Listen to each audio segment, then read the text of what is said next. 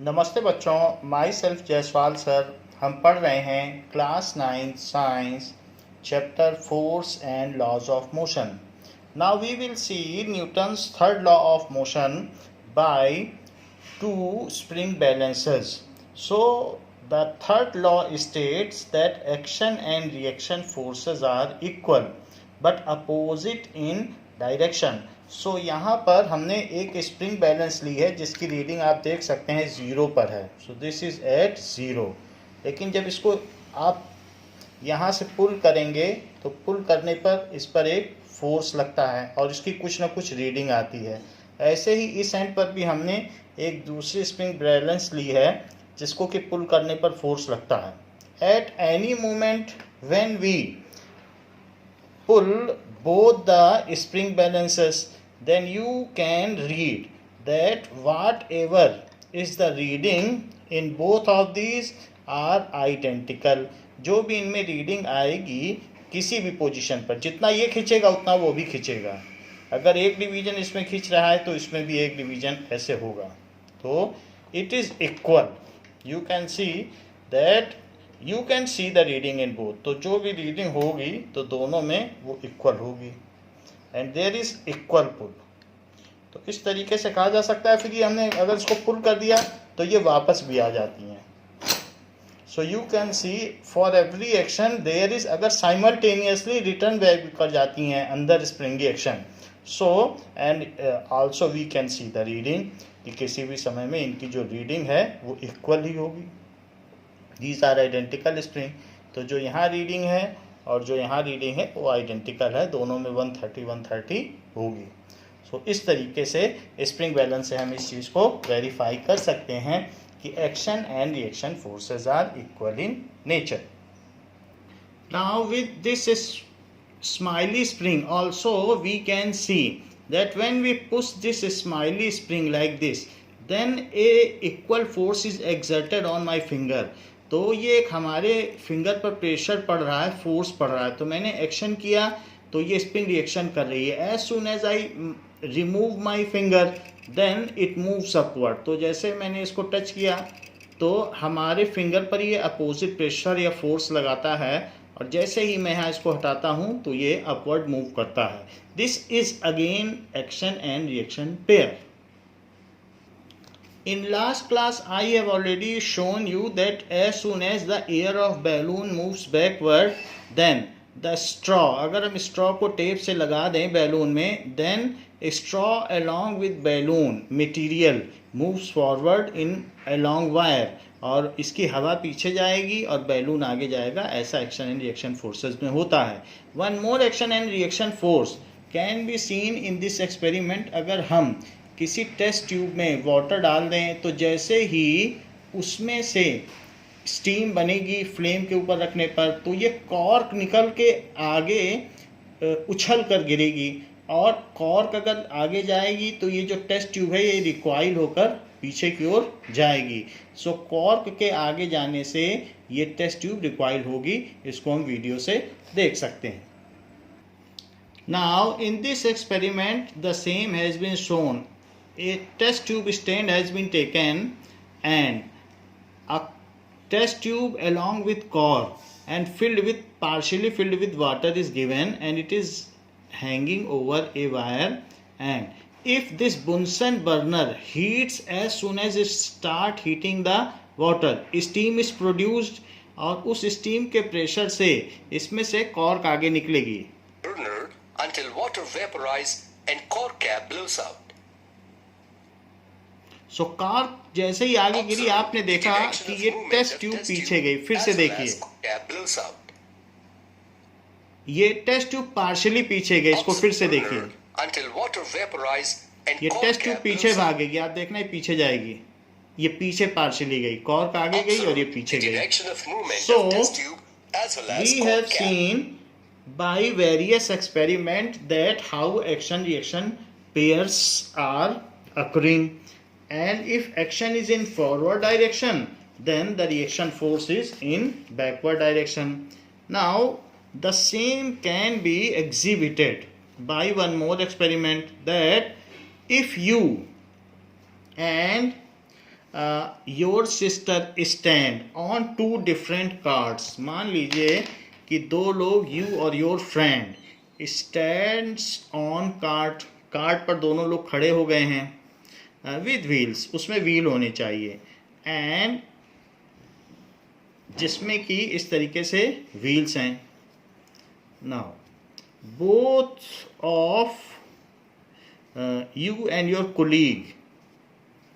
अब आप ऐसा कर सकते हैं कि इसमें you can start playing a game. So इसमें आप एक गेम खेल सकते हैं कि एक दूसरे को बॉल हैंड ओवर करें, like this. So this is a kind of game which is simpler yet intelligent. तो इसमें आप ये देखिए कि एक दूसरे को अगर यहाँ पर बॉल हैंड ओवर की जाती है तो क्या होगा. Now in this case it is seen that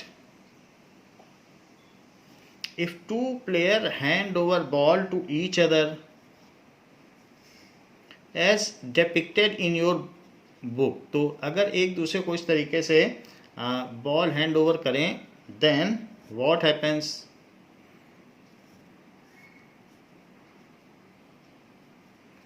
Now it has been shown. So इसके पास मान लीजिए one of the person is holding a sand bag, कुछ भी इस तरीके से बैग है और वो उसको उछाल कर देता है. So the bag which is handed over, तो बैग जैसे ही आगे जाएगा तो इसकी कार्ट पीछे जाएगी, बैग आगे जाएगा तो ये जाएगी. फिर अब ये लड़की इसको हैंड ओवर करेगी. when it takes then it hand overs to this guy. तो अब ये इसको देगी तो फिर इसकी कार्ट थोड़ा सा पीछे जाएगी, फिर ये फिर देगा तो इसकी कार्ट और पीछे जाएगी, फिर ये लड़की इसको देगी तो फिर इसकी कार्ट और पीछे जाएगी, और ये दोनों कार्ट एक दूसरे से दूर होते चले जाएंगे. So as soon as bag is thrown the cart moves little bag, then from this side when bag is thrown the cart is moving little back. So the same has been depicted in your figure. So this is simpler experiment, but it well explains the action and reaction forces. Now we will state action and reaction force. So that is the third law of motion which was given by Newton. So third law of motion. Now third law of motion, whenever one body exerts a force on another, it states that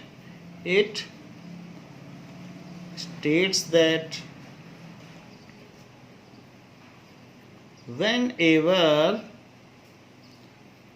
one body exert a force on another,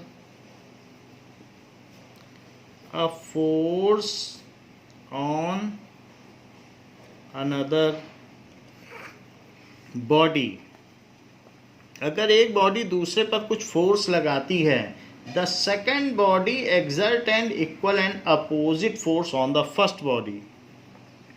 the second body exerts equal and opposite force, equal and opposite force on first body. तो इसका मतलब क्या है, एक body अगर दूसरे पर second body पे फोर्स लगा रही है तो दूसरी बॉडी भी फर्स्ट बॉडी पे फोर्स लगाएगी. तो it is action and reaction force. Like you can सी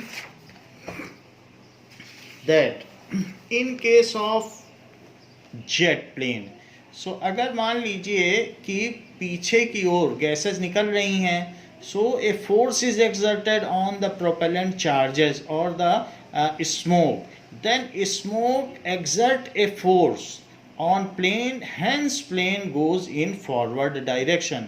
तो इस तरीके से अगर स्मोक पीछे जाएगा तो एयरक्राफ्ट आगे जाएगा। In the similar manner the rocket propulsion theory, ये तो हमने ऊपर जेट फाइटर प्लेन का बता दिया, ऐसे ही रॉकेट प्रोपल्शन में होता है। सिंपल बैलून को ही आप छोड़ दो हवा भर के, तो हवा पीछे निकलेगी तो बैलून ऊपर भागता है।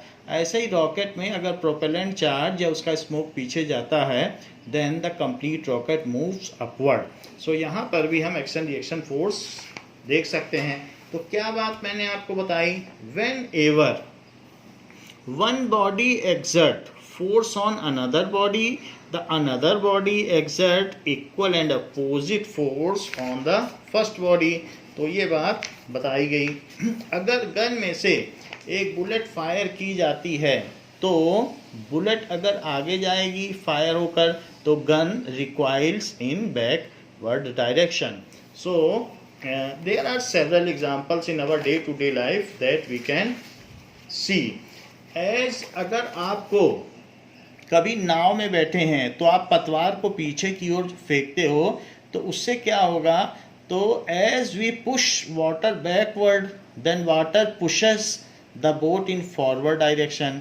और इसी तरीके से जब भी हम ज़मीन को पीछे पुश करते हैं तो हम आगे की ओर चल पाते हैं। We push always ground in backward direction. आप अगर आगे पुश करोगे तो आप पीछे चलते चले जाओगे। तो इस तरीके से हमें ज़मीन को पुश करना पड़ता है और ज़मीन हम पर एक रिएक्शन फोर्स लगाती है और हम आगे की ओर बढ़ जाते हैं। अब देखिए कि इस हॉर्स के केस में भी कुछ कुछ ऐसा ही है। तो ये हॉर्स क्या कर रहा है, आप इसके जो लेग्स हैं उसके एक्शन से देखिए, पीछे की ओर धक्का दे रहा है ग्राउंड को, और जैसे पीछे की ओर धक्का देता है तो horse along with cart is moving in forward direction. The same action is done by our legs also and we move in the similar manner in forward direction. Now one more such example is there कि when firefighters attempt to extinguish fire, then a lot of water moves from the water cannon। Water cannon से या water होज से बहुत सारा पानी निकलता है, और पानी अगर जब आगे जाता है तो ये जो इसका होज है ये पीछे वाला, ये बहुत तेज़ी से पीछे भागता है। तो इसको पकड़ने के लिए 4 फायर पर्सन चाहिए होते हैं। सिंगल पर्सन हो तो ये पीछे गिर जाए, क्योंकि पीछे भागता है इतनी तेज़ी से, इतना सारा मास निकल रहा है फॉरवर्ड डायरेक्शन में, तो उतना ही फोर्स पीछे भी लगेगा। उस रिएक्शन को करने के लिए, काउंटर एक्ट करने के लिए 4 लोग इसको होल्ड करते हैं, तब जाकर कहीं आग बुझ पाती है। So we see the similar things in action and reaction forces. अगर हम वॉल को पुश करेंगे तो वॉल भी हमको इक्वल प्रेशर से पुश करती है। जैसे हम वॉल पर प्रेशर लगाते हैं तो आप ये देख लीजिए कि वॉल को हम पुश करेंगे तो वॉल से भी हमको उतनी ही चोट लगेगी, या हम वॉल को धक्का दें तो हम पीछे की ओर, आप तेज़ी से पुश करिए तो फिर आपको भी पीछे एक धक्का लगेगा और पीछे आ जाएंगे। So this is again a pair of action and reaction force. The similar kind of thing has been stated by Newton in a simplistic manner that for every action there is equal and opposite reaction. ये Newton's का third law of motion है। For to every action there is equal and opposite reaction. इसको इस तरीके से भी कहा जा सकता है, to every action there is equal and opposite reaction, equal and opposite reaction and the language is so crispy। इसकी जो लैंग्वेज है वो इतनी सिंपलिस्टिक और क्रिस्पी है कि इसको बॉलीवुड में भी कई बार यूज़ किया जा चुका है कि फॉर एवरी एक्शन, हीरो बोलता है या विलन बोलता है कि for every action there is equal reaction. अभी तक तुमने जो एक्शन किया है अब मेरा रिएक्शन देखो। तो इस तरीके से हम इसको कई जगह बोलते हुए भी देखे जा सकते हैं ना। अब हम देखेंगे कि जैसे ये जो लॉ दिया गया है तो उसके बेसिस पर हम कुछ एग्जाम्पल्स देखेंगे। जैसे as horse pushes ground backward,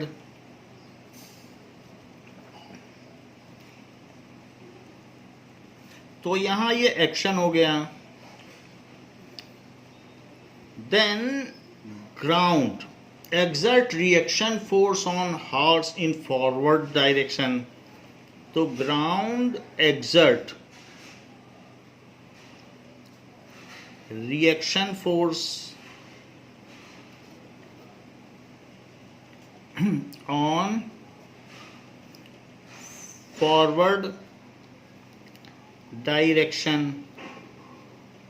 so horse moves forward, so horse run करता है, इस वजह से हॉर्स रन कर पाता है। और आप जब पुशअप लगाते हो तो आप ये सोच सकते हो कि हम ग्राउंड को प्रेस ना करें और हम खुद ऊपर उठ जाएं, ऐसा कभी हो सकता है? आप सोचो ज़मीन तो बहुत अच्छी है, इसे प्रेस न किया जाए और ऐसे ही उठ जाया जाए, तो कोई ऐसा कर पाएगा? तो आपको प्रेस करना ही पड़ेगा। इवन आपको उछलने के लिए ज़मीन को दबाना पड़ता है। तो ज़मीन को जितनी तेज़ी से दबाओगे, while jumping we push the ground and ground pushes us in upward direction. तो वाइल जंपिंग में क्या होगा?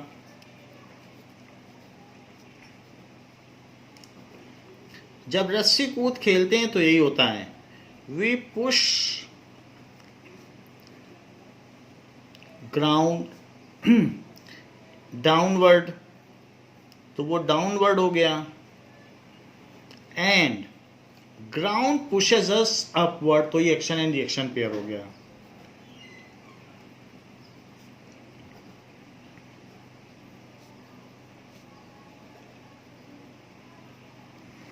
So firefighters, it is difficult to hold the water hose during by firefighters. It is difficult to hold water hose during firefighting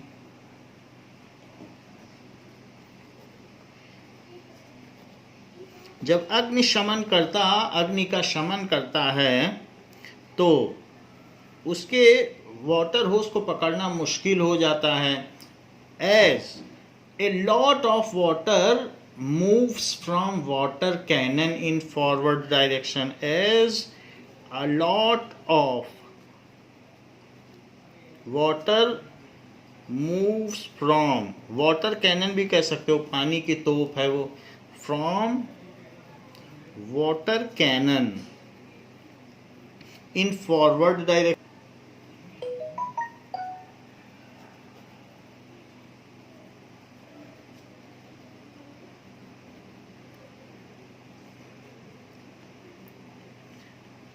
in turn उससे क्या होता है? in turn there is a reaction force exerted on wire hose, there is a reaction force exerted on water hose in backward direction,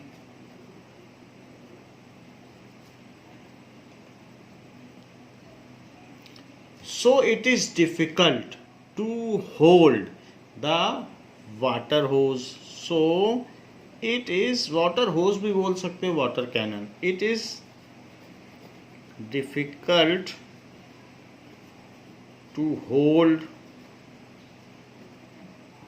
water hose, तो जैसे भी fire fighters होते हैं और वो क्या करते हैं, उस वाटर कैनन को होल्ड करते हैं, वो पीछे से आ रहा है और उसमें से लॉट ऑफ वाटर निकल रहा है, तो इस तरीके से वाटर फॉरवर्ड डायरेक्शन में जा रहा है। तो जहाँ पर बिल्डिंग में आग लगी हुई है, तो इस तरीके से अगर फायर है तो उस पर पानी फेंका जाता है, तो lot of persons are holding this, तो वो उसको होल्ड करते हैं, and it is difficult for them to hold, because इसको वो होल्ड कर पाना बहुत मुश्किल होता है, क्योंकि ये बैकवर्ड जाएगी। So to hold it in proper situation, तो वो प्रेशर लगाते हैं कि किसी तरीके से इसको होल्ड किया जा सके। तो ये कई फायर पर्सन्स होते हैं जो इसे पीछे जाने से रोकते हैं। तो ये पीछे मूव कर रहा है और ये आगे मूव कर रहा है, तो इस वजह से ये एक्शन एंड रिएक्शन फोर्स इस पर लगता है। So this is the way, ये बैकवर्ड जा रही, बट इफ ये मूव करता जाएगा तो पीछे भागता ही चला जाएगा, तो उसको होल्ड करना पड़ता है, तभी तो वाटर आगे निकलेगा। तो ये है, तो इस वजह से action and reaction pair produce होते हैं, एक्शन और यहाँ पर रिएक्शन पेयर्स आर प्रोड्यूस। तो ये चीज़ यहाँ पर दिखाई गई है। तो इट इज़ डिफ़िकल्ट, आपसे पूछा जा सकता है शॉर्ट आंसर में ऐसा क्यों होता है। So moving water in forward direction is a kind of action force, and moving the water hose in backward direction is a kind of reaction force. तो ये वाटर होज है।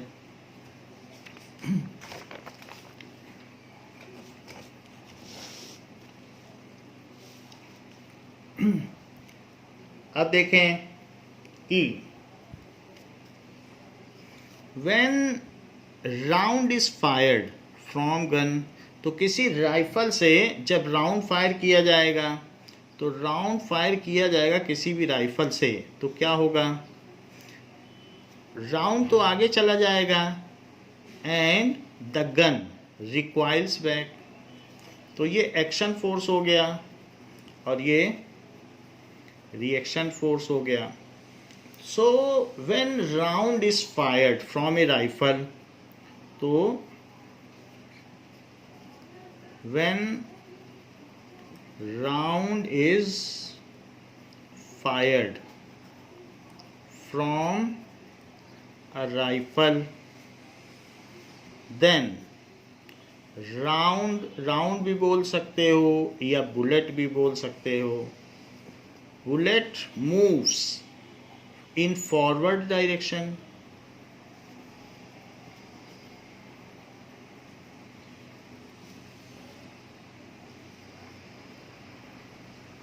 This is kind of action force. While gun, जो gun होगी या rifle या pistol, कुछ भी हो सकती, छोटी है तो पिस्टल होगी, हैंडी है तो पिस्टल हो सकती है। पिस्टल रिक्वाइल्स बैक, रिक्वाइल का मतलब पीछे भागना, back under reaction force. Under, ऐसा क्यों, वो पीछे क्यों भागती है, वो आगे क्यों नहीं भागती, क्योंकि action and reaction forces are equal and opposite, दोनों फोर्सेस इक्वल हैं और अपोजिट हैं। अब वही फोर्स बुलेट को बहुत तेज़ी से ले जाता है, लेकिन वही फोर्स अगर इतनी बड़ी 2 kg की गन पे लगाओगे या राइफल पे लगाओगे, तो वो उतने फोर्स में वो थोड़ा ही पीछे जा पाती है और ये काफ़ी चला जाता है। जैसे हम अर्थ को पुश करते हैं तो अर्थ कहाँ पीछे जाएगी, वो तो इतनी भारी है, लेकिन हम आगे चले जाते हैं। और अगर वो जाती भी होगी पीछे तो हम नोटिस नहीं कर पाते हैं, थोड़ा बहुत तो जाती होगी। जब हम अर्थ के ऊपर चोट करके कूदते हैं, उछलते हैं, तो अर्थ भी पीछे जाती है, लेकिन कितना पीछे जाती होगी, क्योंकि उतने फोर्स से वो कितना जा पाएगी। तो इट इज़ डिफ़िकल्ट टू से। तो ये हम ग्रेविटेशनल चैप्टर में अभी आगे आने वाला है, तो हम वहाँ पढ़ लेंगे कि कितना पीछे जाती है। ऐसे ही अगर हम ट्रक पे धक्का मारें तो हम जब पुश करेंगे तो हम उछल के पीछे गिरेंगे, लेकिन ट्रक कितना पीछे जाएगी, वो तो बहुत थोड़ा जाएगी। अगर एक स्कूटर से ट्रक पे धक्का मारा जाए, दोनों का एक्सीडेंट हो, तो ट्रक बहुत थोड़ा पीछे जाएगी, जबकि स्कूटर रिकॉइल होकर न जाने कितना दूर गिरेगी। तो इस तरीके से फोर्स इक्वल है, लेकिन फिर अलग अलग चीज़ों का मास भी है। आप कुछ ना हो तो ऐसा करें कि एक कॉस्को की बॉल और फुटबॉल में टक्कर करा दें, तो फुटबॉल थोड़ा पीछे जाएगी और कॉस्को की जो बॉल होगी वो ज़्यादा पीछे जाएगी, जबकि इक्वल फोर्सेस हैं। लेकिन उस इक्वल फोर्स से भारी मास जो है थोड़ा खिसकाया जा सकता है, और जो कॉस्को की बॉल है उसे ज़्यादा खिसकाया जा सकता है। तो फोर्सेस इक्वल होने पर भी कितना कौन डिस्प्लेस करेगा ये उसके मास पे डिपेंड करता है। तो ये सारे हमने डे टू डे के एग्जांपल्स देखे। नाउ जो रॉकेट प्रोपल्शन है, इन रॉकेट प्रोपल्शन क्या होता है?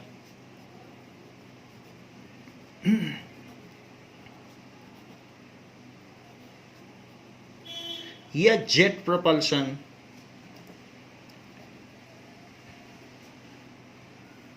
थ्योरी, ये न्यूटन की थ्योरी पर ही काम करते हैं। तो जब भी कभी कोई रॉकेट PSLV या से छोड़ा जाता है, तो इसमें क्या होता है कि when such rockets are fired, तो इसमें से जो उसके लॉन्चिंग पैड से इसको छोड़ा गया, तो अब ये ऊपर जाएगा और इसका स्मोक पीछे जाएगा। तो ये हम देखते हैं यहाँ पे कि इस तरीके से होता है। तो ये स्मोक पीछे जाएगा, तो आप ये कह सकते हैं कि एक इसमें एक्शन है और एक इसमें रिएक्शन है। ऐसे ही जब भी कोई भी एक आप जेट एयरक्राफ्ट देखें, तो उसके पीछे से बहुत सारा स्मोक निकलता जाता है। तो जेट एयरक्राफ्ट ये इसमें आगे चलता जाएगा, जबकि स्मोक पीछे जाएगा। तो ये चीज़ होती है जो इसका प्रोपल्शन है या स्मोक है। सो वो स्मोक जो भी है वो पीछे की ओर जाएगा, तो उसे आप एक्शन फोर्स कह सकते हैं, और ये रिएक्शन फोर्स है। तो जेट जो मूव करता है वो एक्शन एंड रिएक्शन फोर्स पर ही काम करता है। propulsion theory, when smoke moves backward, when smoke is thrown backward, या एग्जॉस्ट भी कह सकते हो, स्मोक ना कहना चाहो तो आप लोग एग्जॉस्ट भी कह सकते हो, एग्जॉस्ट थ्रोन बैकवर्ड, देन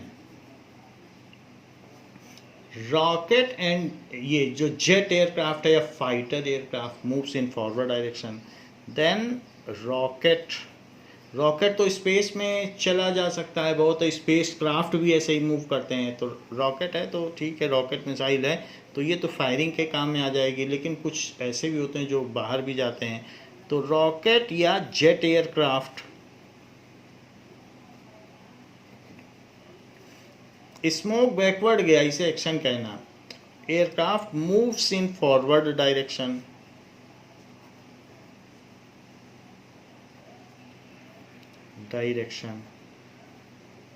तो ये चीज होती जाती है। अगर आप कभी समुद्र में रेत पर दौड़ो, तो वहाँ की जब बालू में दौड़ेंगे तो आप देखेंगे आप बालू पर पीछे धक्का दे रहे हो, बालू पीछे जाती जाएगी, आप आगे चढ़ते चले जाओगे। आप पहाड़ों पे चलो या रेत के टीले पे जैसलमेर में चढ़ो, तो आप रेत को पीछे फेंकते हो और तब आगे चढ़ पाते हो, तो पैर से पुश करते हो रेत को, तब आगे चढ़ पाते हो।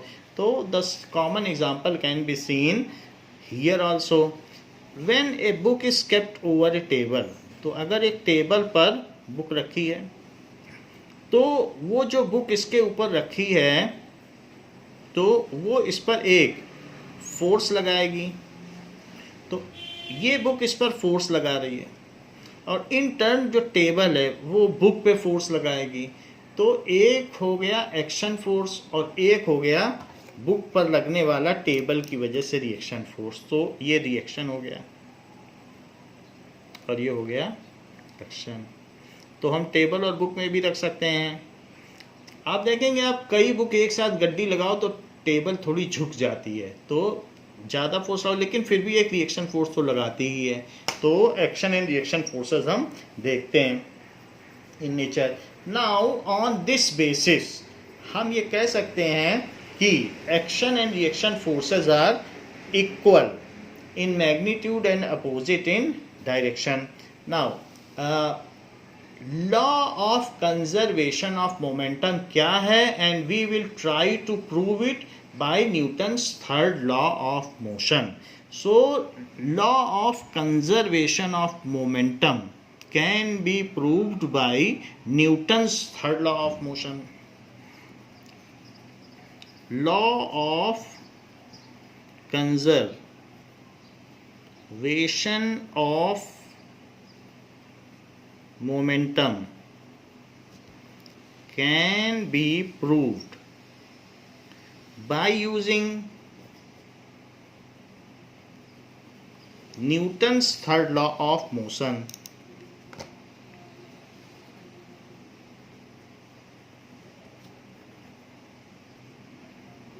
Law of motion. तो हम ये पहले स्टेट कर लें law of conservation of momentum क्या है, विच स्टेट्स दैट. तो law of conservation of momentum क्या स्टेट करता है, जरा इसको देखें कि ड्यूरिंग कोलिजन, अगर अब ये law of conservation of momentum को देखें, ड्यूरिंग कोलिजन जब भी कोलिजन होगा, ऐसा कोलिजन जिसमें बॉडी का शेप ना बिगड़े उसको कहते हैं आइडियल कोलिजन. जैसे दो बॉल्स होती हैं आपस में टकराएं तो उनका शेप नहीं बिगड़ता है, और वही आटे की लोई टक्कर हो जाए तो उसमें फिर क्या होगा, शेप बिगड़ जाएगा. खैर जो भी हो, during collision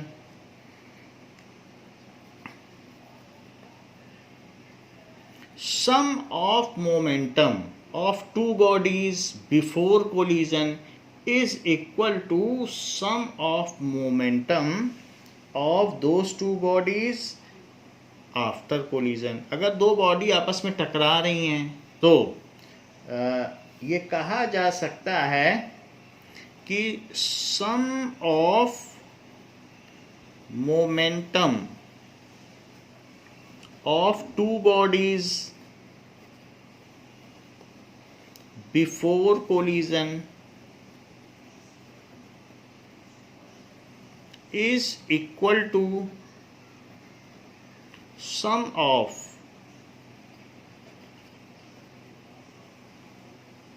momentum of two bodies, those two bodies after collision. Two bodies after collision. इसका मतलब क्या हुआ, law of conservation of momentum, संवेग संरक्षण का सिद्धांत क्या है, संवेग संरक्षण, ये संवेग कहलाता है.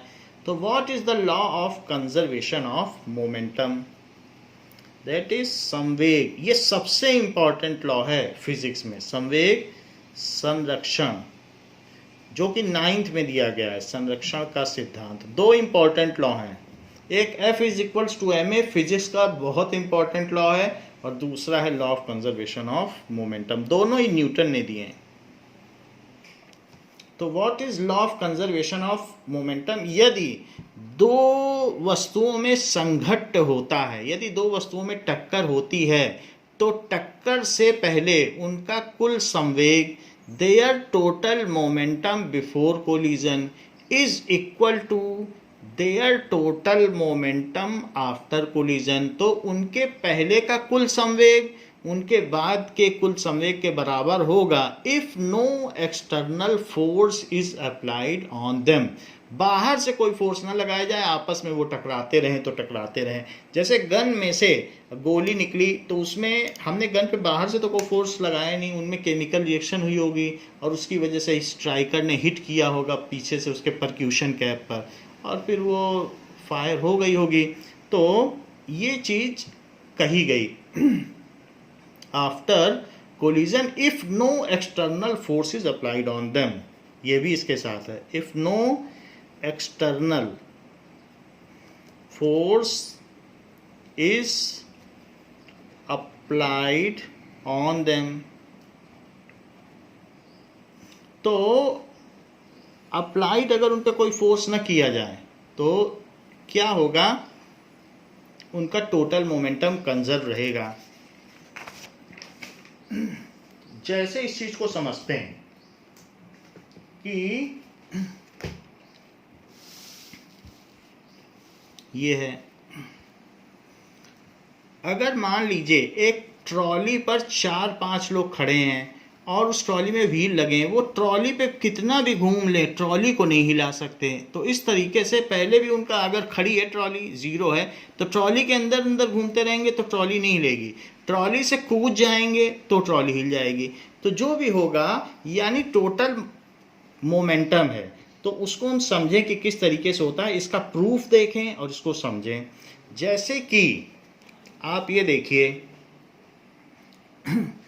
प्रूफ जो मैं दिया गया है, law of conservation of momentum. तो इसमें 2 bodies of mass MA and MB, A और B बॉडीज हैं जिनका मास MA और MB है, इनिशियली मूविंग विद स्पीड, उनकी अपनी स्पीड है, UA and UB collide with each other, वे आपस में कोलाइड करती हैं, collide with each other and there, जब कोलाइड करेंगी तो उनकी एनर्जी आपस में एक दूसरे में रीडिस्ट्रीब्यूट होगी। आप देखो, एक गोटी से, कैरम की गोटी से दूसरे में मारो तो पहली वाली रुक जाएगी और दूसरी वाली चल जाएगी। या आप कभी भी स्नूकर का गेम खेलो तो एक बॉल से, जो क्यू बॉल से टारगेट बॉल को हिट करते हो तो क्यू बॉल रुक जाती है और टारगेट बॉल आगे बढ़ जाती है। तो हम इसको रोज़मर्रा में भी देखते हैं, एक बॉल से दूसरे को हिट किया तो पहला वाला जो कंकड़ वाला खेल खेलते हैं, पत्थर फेंक, तो बहुत सारी पत्थर की गोटी लगाते हैं, तो एक पत्थर से मारते हैं, वो रुक जाएगा, दूसरा पत्थर उछल जाएगा उसकी बदली। सो ये चीज़ देखी जा सकती है कि अगर वो कोलाइड करते हैं तो उनमें वेलोसिटी में चेंज आ जाएगा। पहली बॉल रुक गई, दूसरी बॉल चल दी, या गोटी, पहली कैरम की गोटी रुक गई, स्ट्राइकर रुक गया, गोटी चल दी। तो इस तरीके से collide with each other and their final velocity, velocity तो बदल जाएगी, फाइनल वेलोसिटी बिकम, उनकी फाइनल वेलोसिटी क्या हो जाएगी, बिकम VA एंड VB। तो ये चीज़ है। And there is no external force acting on it, बाहर से नहीं कुछ किया गया, बस वो 2 बॉलें आप आई, आपस में टकराई और चली गई, हमने कोई फोर्स नहीं लगाया। हाँ, आती हुई बॉल स्पेस में भी टकरा सकती हैं, 2 प्लैनेट भी टकरा सकते हैं। तो प्लैनेट्स ऐसे हैं कि जिन पर कोई फोर्स नहीं लग रहा था, आए और टकराए और चले गए। तो here no external force is applied on them, तभी conservation, law of conservation of momentum valid है। बाहर से कोई बल न लगाया जाए तो उस सिस्टम का टोटल मोमेंटम कंजर्व रहता है। Here no external force is applied on the system of 2 balls। Here no external force is applied on system of 2 balls। ऐसा है जैसे कि फर्स्ट बॉल जिसका कि मास MA है और दूसरी बॉल जिसका कि मास MB है, ये बॉल चल रही थी, कैसे भी चल रही हो, एक दूसरे की ओर चल रही हो या अपोजिट चल रही हो, हम हर हालत में law of conservation of momentum applicable है। बस आउटसाइड से फोर्स ना लगाइए। तो शुरू में ये UA और UB स्पीड से चल रही थी, ऐसे चल रही थी, तो इनका इनिशियल मोमेंटम क्या होगा, तो दोनों एक तरफ चल रही थी। ये केस 1 है कि अभी टकराई नहीं है। लेकिन अगर मान लीजिए UA ग्रेटर है तो ये तेजी से जाएगा और इसको टक्कर मार देगा। तो तो तभी टक्कर होगी। अगर ये धीमे चलेगा तो कैसे टक्कर मारेगा? यू ए को ग्रेटर होना चाहिए यू बी से, तो ऐसे में तेज़ी से जाके इसे टक्कर मार देगा। पीछे से तेज़ी से कार आए और टक्कर मार दे आगे धीमे चलने वाली कार को। तो थोड़ी देर बाद केस 2 देखिए। केस 1 क्या है? Before collision. जो केस 1 दिखाया जा रहा है ये बिफोर कोलिजन, संघट्ट से पहले की स्थिति। अब ये दोनों टकरा गए तो इनमें इस तरीके से एक टक्कर हो गई। दिस इज एम ए और दिस इज एम बी। जैसे एक क्यू बॉल है और एक टारगेट बॉल है, उसने टकराया, ये आगे बढ़ गई, ये फिर थोड़ा सा आगे बढ़ी, ऐसा हो सकता है। तो अब कोलिजन है, this is during collision. During collision. और केस 3 क्या है? केस 3 है आफ्टर कोलिजन। फिर इसके बाद जब इनकी टक्कर हो गई तो इनकी स्पीड बदल गई। हो सकता है बी अब तेजी से चलने लगे, जो भी हो हमें वो बाद में पता चल जाएगा, क्वेश्चंस में पता चल जाएगा। तो इसकी अब speed, final speed V B हो गई और ये भी चलने लगी, तो इट इज़ वी ए। ये उल्टी भी जा सकती है, ज़रूरी नहीं है कि ऐसे जाए, इधर भी जा सकती है, हमें मालूम नहीं है किधर जाए। अगर निगेटिव आ जाएगा तो हम मान लेंगे उल्टी गई है। जैसे गन के सभी के बहुत केसेस में होता है, गन उल्टी जाती है, तो ये निगेटिव आ जाए तो कह देना गन रिकॉइल हुई है, तो वो आ जाएगा अपने आप। तो इट इज़ आफ्टर कोलिजन। तो 3 केसेस हैं, टक्कर से पहले, टक्कर के दौरान, टक्कर के बाद। After collision. तो ये जो न्यूटन का थर्ड लॉ है उससे हम प्रूव करना चाहते हैं। Prove law of conservation of momentum. तो क्या प्रूव करना चाहते हो ये मैं बता दूं। टू प्रूव कि पी आई, उनका जो इनिशियल मोमेंटम है, it is equals to P F, ये प्रूव कराया जा रहा है। P I is equals to P F for system of balls. System of balls का मतलब यही 2 बॉल तो हैं, और क्या सिस्टम है? फॉर सिस्टम ऑफ बॉल्स या ऑब्जेक्ट्स, 2 ऑब्जेक्ट्स। बॉल्स मान लो या ऑब्जेक्ट्स मान लो, जरूरी नहीं है बॉल ही हो। तो ये आपको प्रूव करना है। क्या प्रूव करना है? इनिशियल मोमेंटम क्या है, शुरू में बताओ। इसका कितना मोमेंटम है? m इंटू यू होता है, तो पहले ऑब्जेक्ट में कितना मोमेंटम है जरा मल्टीप्लाई करके बताओ। M A you a. दूसरे ऑब्जेक्ट में कितना मोमेंटम है? M B you b. तो टोटल मोमेंटम कितना हो गया?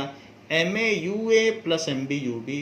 तो टक्कर से पहले का जो मोमेंटम है वो इनिशियल मोमेंटम है। मास इंटू स्पीड ही तो मोमेंटम होती है। तो एम ए यू ए पहले का momentum, m B you b दूसरे बॉल का मोमेंटम, और टोटल मोमेंटम इतना। अब टक्कर हो गई, अब क्या मोमेंटम है पहले का बताओ जरा। M A V a. और दूसरी बॉल का क्या मोमेंटम है? M B we b. तो टक्कर से पहले का मोमेंटम टक्कर के बाद का मोमेंटम के इक्वल होता है अगर कोई फोर्स न लगाया जाए।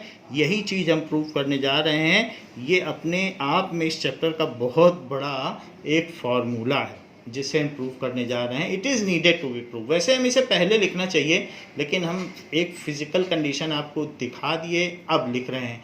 आप जब करेंगे प्रूफ तो इसे पहले लिखेंगे, क्योंकि टू प्रूफ पहले लिखा जाता है, फिर उसके बाद प्रूफ लिखा जाता है। तो हमने प्रूफ लिखा, अब प्रूफ हमें ये करना है, और यही चीज़ बताई गई है। क्या बताई गई है? कि जो न्यूटन्स ये conservation of law of conservation of momentum, जरा से पढ़ो कि during collision sum of momentum of 2 bodies before collision, sum of momentum of 2 bodies before collision is equal to sum of momentum of these 2 bodies after collision। तो उनका collision के बाद जो momentum है पहले वो दोनों इक्वल होगा, और बाहर से कोई फोर्स नहीं लगाया है, उन बॉलों को टक्कर मारी है। ये नहीं कि टक्कर मारने के बाद फिर हाथ से भी ऐसे ऐसे करो, वो सब कुछ नहीं है। ऐसे ही रहने दो, अपने आप उनको टक्कर मारने दो, अपने आप चलने दो, तो देखो क्या होता है। अब देखो, now this law is applicable in all the conditions. ये यूनिवर्सल लॉ, इसीलिए तो इसको लॉ बोला गया है। तो लॉ वो होता है जिसका कोई भी अपवाद ना हो। So there is no exception, without exception it is holding good. Now अब हम इसका प्रूफ देखते हैं। It is to be proved. तो चूंकि ये प्रूव हमें करना है तो आप शुरू में लिख लें, इसलिए मैं इसको ऐसे ये कर रहा हूँ। It is needed to, proof तो चल ही रहा है, प्रूफ हम दिखा रहे हैं, इसको आप पहले लिख लेना कि ये प्रूफ करना है। अब जरा देखो, प्रूफ में ही प्रूफ तो चल ही रहा है, तो अब लिखो इनिशियल मोमेंटम क्या है, कि इनिशियल मोमेंटम और फाइनल मोमेंटम तो हमको पता चल ही गया कि क्या है।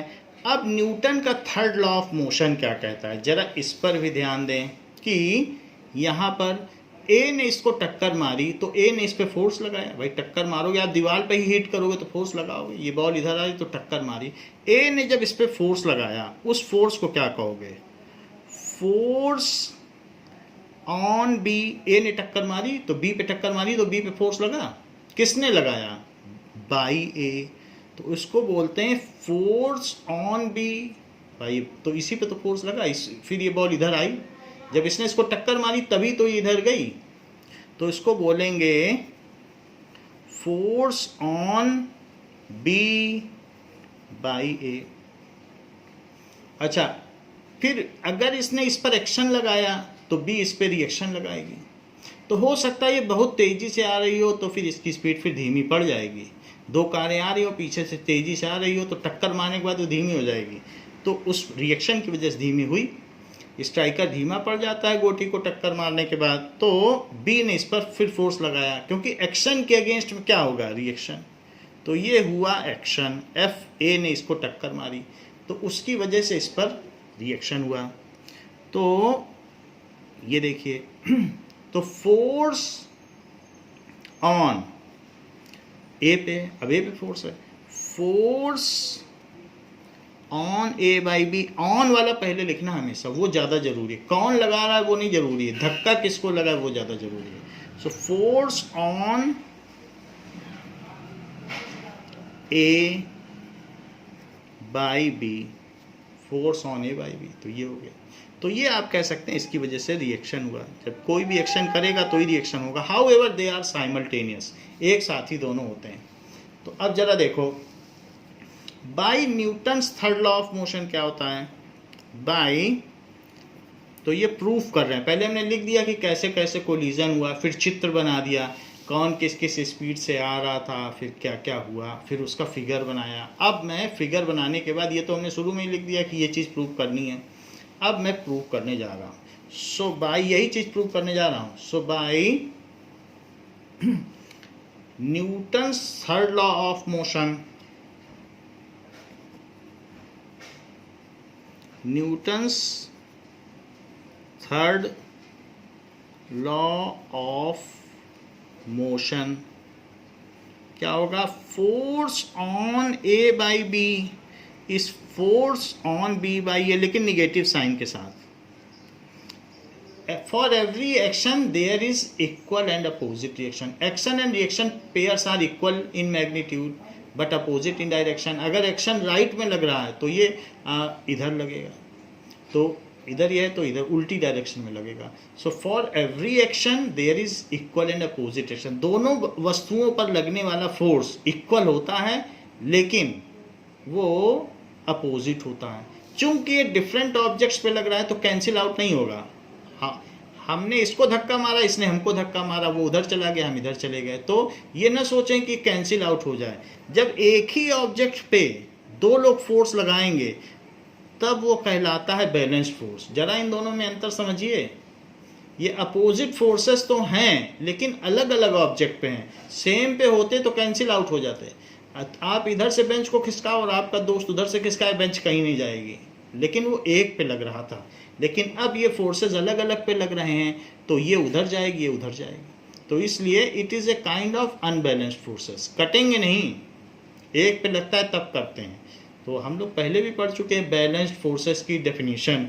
If equal and opposite pair of forces are acting on same object, या if a group of forces, दो दो दोस्त खिसकाएं तो भी नहीं जाएगी, and such that the net force is zero. यहाँ कहाँ नेट जीरो है, इस पे फोर्स लग रहा है और इस पर भी लग रहा है, दूसरा कहाँ लग रहा है फोर्स जो जीरो बना दे, इसलिए ये अनबैलेंस का केस नहीं है, दोनों पे फोर्स लग रहा है।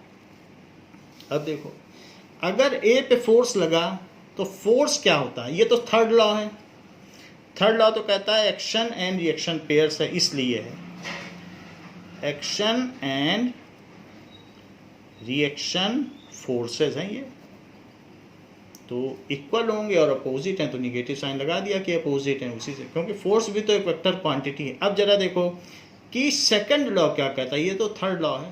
Force is equal to change in momentum, rate of change of momentum. तो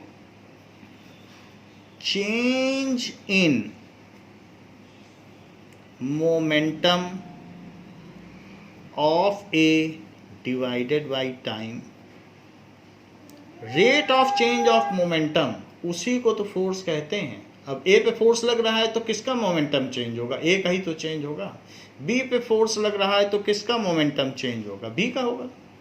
तो change in momentum of b, change in momentum of b upon time. तो फिर से एक बार रिकलेक्ट कर लें second law, rate of change of momentum acting on a body is proportional to force and the change in momentum takes place in the direction of applied force। तो force कुछ नहीं है, ये rate of change of momentum ही है, वो हमने लिख दिया। तो ए पे फोर्स लगा तो ए का मोमेंटम चेंज हुआ, बी पे फोर्स लगा तो बी का हुआ। अब जो कोलिजन हुआ उन दोनों का टाइम तो सेम ही है, एक साथ ही दोनों टकराएंगे जितनी देर भी टकराएंगे, तो टाइम सेम है कोलिजन का। अब देखो ए में कितना चेंज हुआ, change in momentum, it is equals to, कभी भी जब चेंज इन मोमेंटम निकालना तो final momentum minus initial momentum, यही तो चेंज होता है, और अपॉन टाइम।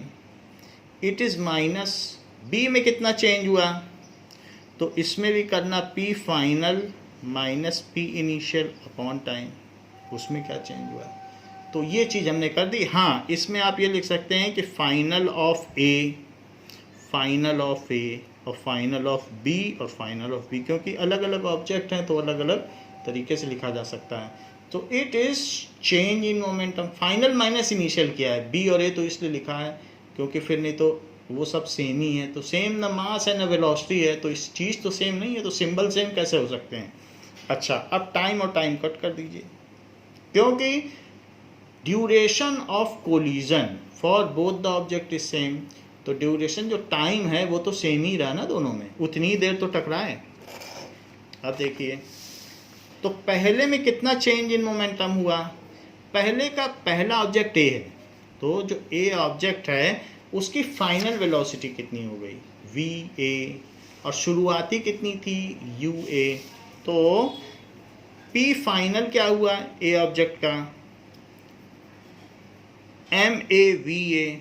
मोमेंटम क्या होता है, मास इनटू वेलोसिटी। ए के बारे में देखो, उधर बी के बारे में देखो, क्योंकि force on a is force on b, और माइनस के साथ ये बी तो ऐसे ही लिखा है force on A by b, वो तो आपकी जानकारी के लिए कि किसने लगाया, पहले तो ये पकड़ा गया फिर बाद में किसने पकड़ा, ये पकड़ा गया किसने पकड़ा, तो ये चीज़ ज़्यादा महत्वपूर्ण है। अब देखें तो final momentum minus initial momentum, m A you a, t cut चुका, फिर माइनस लगाओ, और final momentum of b, so m B we b minus M B you B.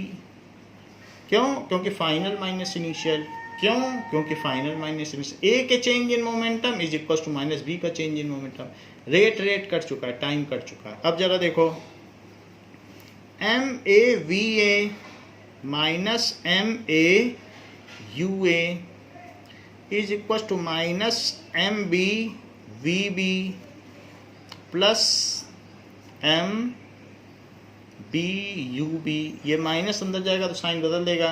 अब देखें कि एम ए वी ए और इसको इधर ले आओ plus M B we b, it is equals to, ये उधर ले जाओ m A you a plus M B you b, तो ये क्या आ गया बताइए, it is sum of momentum after collision. और उधर की साइड क्या आ गया, sum of momentum before collision. तो सम ऑफ मोमेंटम का मतलब क्या होता है, total momentum after collision. So it is momentum after collision.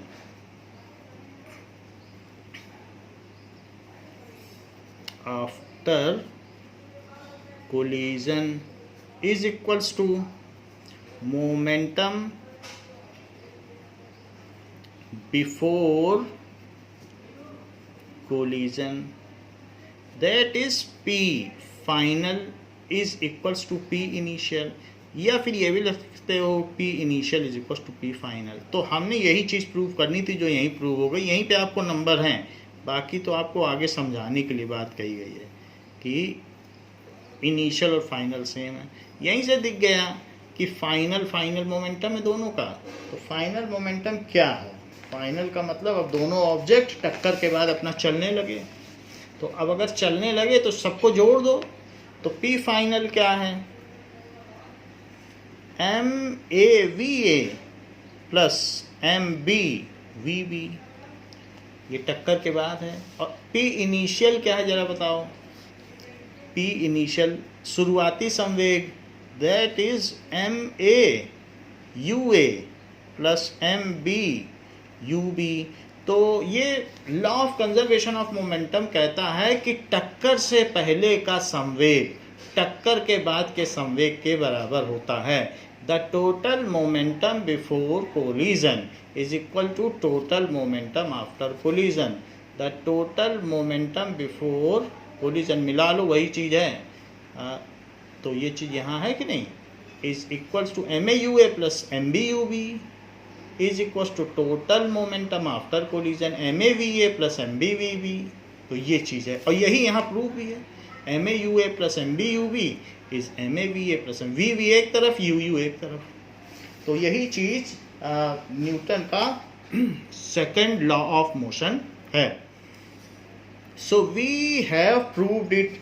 तो यहाँ पर हम ये लगाना ना भूलें कि ये कौन सा लॉ लगाया गया है, it is rate of change of momentum.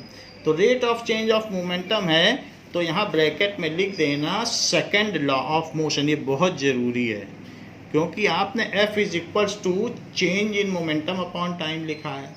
तो rate of change of momentum तो सेकंड लॉ है ना, तो यहाँ लिखो सेकंड लॉ ऑफ मोशन। दो लॉ की ज़रूरत पड़ी है लॉ ऑफ कंजर्वेशन के लिए, पहले फर्स्ट लॉ लगाया गया फिर सेकंड लॉ, और जैसे ही सेकंड लॉ लगाया थर्ड लाइन में आंसर आ गया। ये देखो तो, और लेकिन ये फिर भी 3 लाइन का प्रूफ है, फिर भी 5 नंबर का इसका वेटेज है। अब देखिए जो थर्ड लॉ है उसके बारे में हमें कुछ चीज़ें जाननी चाहिए। सो सम points are to be kept in mind while using third law. Following points जो कि हमें माइंड में रखनी चाहिए are kept in mind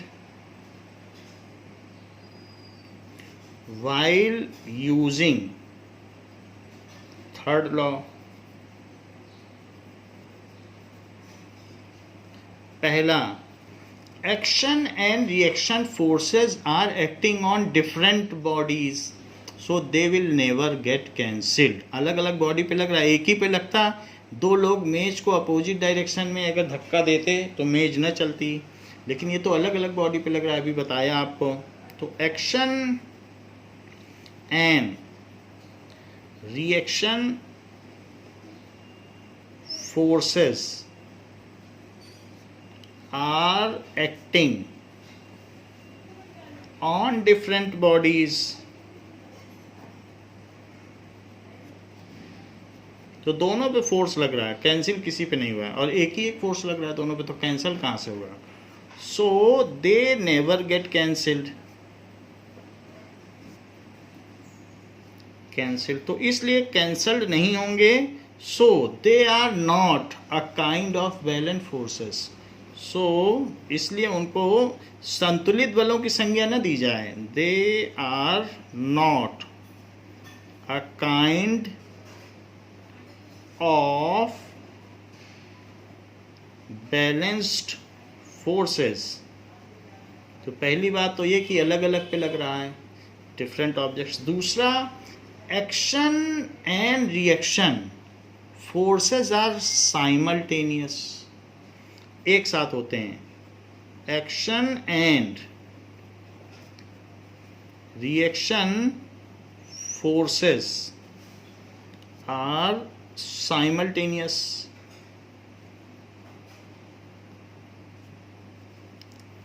any of them can be quoted as action force, उसमें से किसी को भी हम एक्शन फोर्स कह सकते हैं, क्रिया, और उसका दूसरे को प्रतिक्रिया कह सकते हैं। तो क्रिया और प्रतिक्रिया आपस में बराबर और विपरीत दिशाओं में कार्यरत होते हैं। ये न्यूटन का तृतीय नियम है।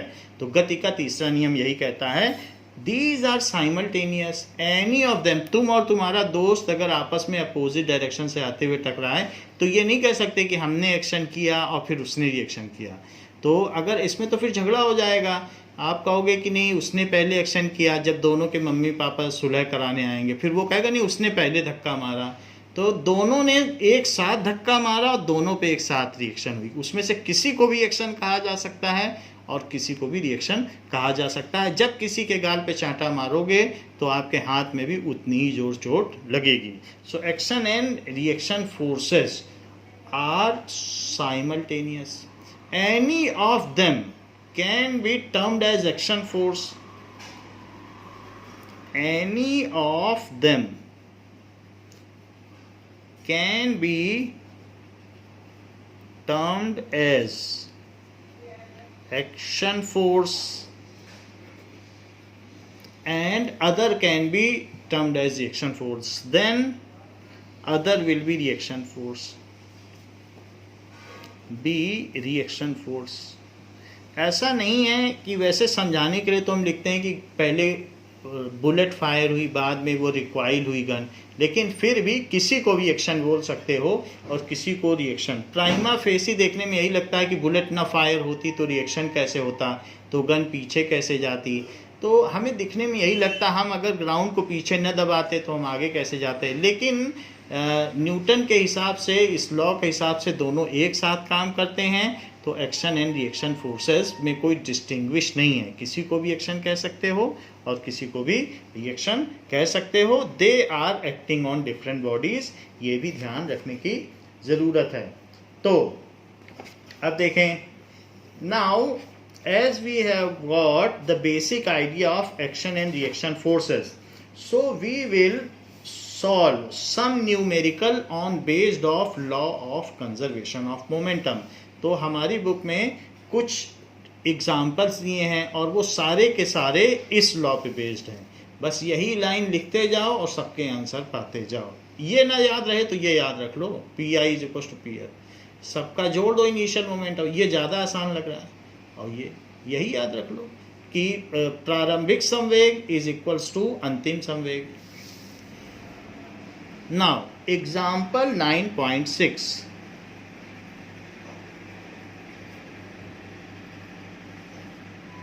it says a bullet of 20 gram is horizontally fired, ऐसा बताया गया है। तो जरा देखें, a bullet of 20 gram is horizontally fired with a velocity 150 metre पर सेकेंड। बुलेट इस स्पीड से आगे जा रही है और 20 ग्राम की बुलेट है और 2 किलो की गन है, पिस्टल। तो what is the required velocity of pistol? Pistol किस स्पीड से पीछे जाएगी? अगर बुलेट 150 मीटर पर सेकंड से आगे जा रही है तो पिस्टल किस स्पीड से पीछे जाएगी? नाउ अब देखें, तो हम एक सिंपल सा फिगर बना लें कि यहाँ पर ये पिस्टल है और इसमें एक बुलेट है। तो ये बुलेट है 20 ग्राम की और जो पिस्टल है वो 2 kg की है।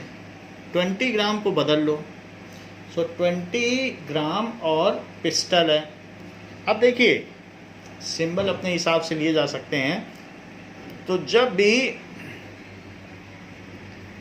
राउंड फायर होगा तो राउंड फायर करते समय राउंड तो आगे चला जाएगा और ये रिकॉइल होगी पीछे। तो कह रहा है इसकी स्पीड बता दो। इसकी वो बता रहा है, कह रहा है बुलेट की स्पीड, फाइनल स्पीड 150 मीटर पर सेकंड है, वो आगे जा रही है, तो 150 मीटर पर सेकंड है। और ये भी बता रहा है इसका मास 20 ग्राम है, वो 20 ग्राम की थी, तो ये मास 20 ग्राम की है, दैट इज MB, B से बुलेट मानो, इट इज़ 20 ग्राम को kg में बदलो। कैसे बदलोगे, 20 ग्राम है तो 20/1000 कर लो, या फिर 20 ग्राम इंटू 1 kg अपॉन 1000 ग्राम। ऐसी चीज़ लिखो कि ऊपर और नीचे की चीज़ सेम रहे, तो ग्राम से ग्राम कट जाएगा और kg बचेगा, क्योंकि 1 kg 1000 ग्राम के बराबर होता है, तो एक जीरो से कट गया, सो 2/100 बचा, तो अब सिर्फ kg बचा, ग्राम ग्राम यूनिट तो कट गई, तो इसलिए 0.02 kg, के छोटा लिखना। तो हमने मास निकाल लिया। अच्छा, पहले का मास तो kg में है, तो अब दो अलग अलग चीज़ें हैं, ये बिफोर फायरिंग है, ये आफ्टर फायरिंग। तो आप ऐसा लिख लें कि before firing and after firing, firing हो कोलिजन हो सब एक ही चीज़ है, बाहर से फोर्स न लगाया जाए तो यही गोली छूट गई। अब देखो यहाँ पर जो UA कितना है, U मतलब बुलेट, U बुलेट 0 है, क्योंकि फायरिंग से पहले उसकी क्या स्पीड। अच्छा, पिस्टल की क्या स्पीड है, UP क्या है, पिस्टल को P लिखा है, तो पिस्टल की स्पीड, पिस्टल की भी कोई स्पीड नहीं है, जब ये रेस्ट पे है तो ये भी रेस्ट में है, अब बस आपने ट्रिगर दबाया और फायर कर गई, लेकिन पिस्टल पीछे आ गई और गोली आगे निकल गई। तो वो पूछ रहा है कि UP अगर 0 है तो VP क्या हुआ, पिस्टल की स्पीड क्या होगी। एक ही चीज़ पूछी जा रही है कि अगर ये पीछे जाएगी तो पिस्टल की स्पीड बताइए। हाँ, मास ऑफ पिस्टल वो दे रहा है, कह रहा है मैं MP आपको दे रहा हूँ, मास ऑफ पिस्टल, और मास ऑफ पिस्टल 2 kg है। तो अगर बिफोर फायरिंग टोटल मोमेंटम जरा देखो PI, तो मास of pistol into velocity of pistol, mass of bullet into velocity of bullet, सब यू लेना। क्यों यू लेना, क्योंकि इनिशियल है, बिफोर फायरिंग है ना, बिफोर कोलिजन, तो यू लो, और P फाइनल में क्या लो, mass of pistol into velocity of pistol, तो V जरा प्रॉपरली लिखना, ऐसा ना हो U जैसा दिखे, और मास ऑफ बुलेट और वेलोसिटी ऑफ बुलेट। तो जब आफ्टर फायरिंग लिखना तो सब V लिखना, और मास इंटू वेलोसिटी ही तो संवेग होता है, मोमेंटम होता है। तो अब जब हमने इसमें सबका टोटल कर लिया और इसका टोटल कर लिया, फिर इक्वेट कर देंगे। पहले निकाल लो मास ऑफ पिस्टल कितना है, तो आप ऐसे लिखो कि PI is equals to PF। ये कौन सा लॉ है, total initial momentum is equal to final. मैं अभी दिखा देता हूँ ये कौन सा लॉ है, ये वाला लॉ है, law of conservation of momentum. Hence proved नहीं लिखा था, ये गड़बड़ी हो गई, हैंस प्रूव्ड, ये लॉ है, law of conservation of momentum है, तो संवेग संरक्षण का सिद्धांत। अब जरा देखो PI की जगह ये लिखो, मास of pistol initial velocity of pistol, mass of bullet, initial velocity of bullet, mass of pistol, final velocity of pistol, mass of pistol and final velocity of bullet, mass of bullet। तो ये लिख लिया, ये चीज़ इधर लिख ली, उधर लिख ली, इतनी बात तो हमने कर ली, बट यहाँ पर आपको लिखना पड़ेगा, इसका 1 नंबर है, law of conservation of momentum.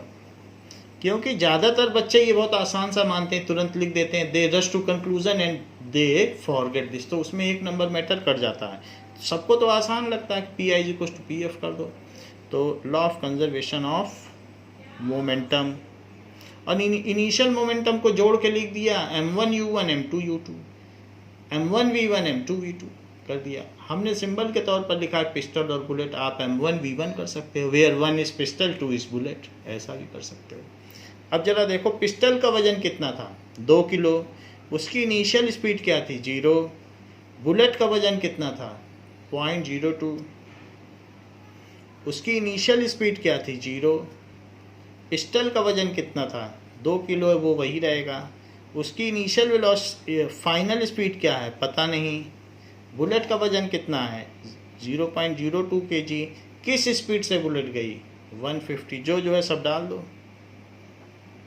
यहाँ क्या आया 0 2 इंटू 0, यहाँ क्या आया 0.02 इंटू 0 प्लस 0, तो सब 0 हो गया। जब 0 प्लस 0 करोगे तो 0, यहाँ से भी 0, यहाँ से भी 0।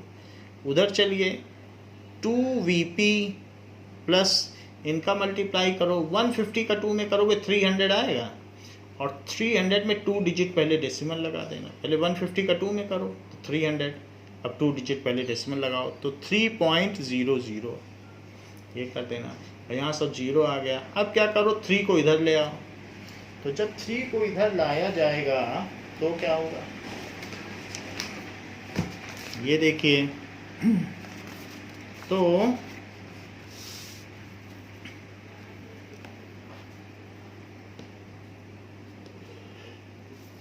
यहाँ पर अब आप एक और काम करें, 3 को इधर ले आएं। सो 3 इधर आएगा तो -3 हो जाएगा, और उधर क्या बचेगा 2Vp। तो Vp क्या हो जाएगा -3/2। तो 2 से 3 में डिवाइड करो 1.5, और ये माइनस में भी आ जाएगा -1.5 मीटर पर second. So it is Vp। So final velocity of pistol या recoil speed of pistol, recoil का मतलब ही है कि वो पीछे की ओर गई, गन बैक फायर मतलब पीछे जा रही है। तो इस तरीके से recoil speed of gun is 1.5। Recoil लगा दिया तो फिर ये गन मूव्स बैक भी लिख दिया तो भी निगेटिव नहीं लिखना है। So recoil speed of pistol after firing is 1.5 metre पर सेकेंड। तो ये चीज़ आ गई। आपने देखा कि PI = PF से कितनी आसानी से निकल गया। Law of conservation of momentum लिखना है, और बाकी आप उसका जो कंक्लूडिंग स्टेटमेंट है वो लिख लें। तो -1.5 मीटर है, बाकी रिक्वायर्ड स्पीड लिख दें। अब देखो सारे क्वेश्चंस इसी पैटर्न पर हैं, और मोस्टली जो आपकी एक्सरसाइज के भी क्वेश्चन है वो इसी पर बेस्ड हैं, या तो F = ma पे बेस्ड हैं या इस पे बेस्ड हैं। अब हम करते हैं एग्जाम्पल 9.7। तो 9.7 क्वेश्चन क्या कह रहा है कि a girl of mass 40 kg, तो 40 kg की एक लड़की है, और वो एक इस तरीके से कार्ट पर है जिस पर व्हील लगी उस पर चढ़ती है, और जब चढ़ती है तो उसके बाद कार्ट के साथ वो मूव करने लगती, फिसलने लगती और आगे बढ़ती चली जाती कार्ट के साथ। तो शुरू में जब वो किस स्पीड से आ रही थी इस पर चढ़ने से पहले 5 मीटर पर सेकंड से आ रही थी, और कार्ट स्टेशनरी थी। फिर गर्ल जब इस पर चढ़ गई तो वो कह रहा दोनों मिल के अब किस स्पीड से चलेंगे, जबकि कार्ट 3 kg की है और लड़की 40 किलो की है।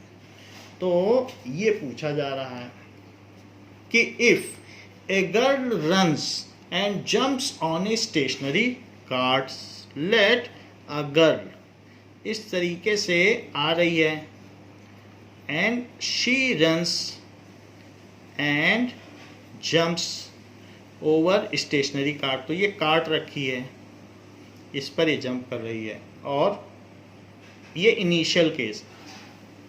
तो इसकी स्पीड कितनी बताया गया कि इसकी स्पीड है 5 मीटर पर सेकेंड। तो चूंकि ये गर्ल है तो UG लिख लो, ये कार्ट है तो कार्ट को UC लिख लो, लेकिन इसकी स्पीड 0 है क्योंकि कार्ट मूव ही नहीं कर रही, लड़की चल रही है। और ये लड़की जो है इसका मास 40 किलो है, और जबकि इस कार्ट का मास ऑफ कार्ट 3 kg है।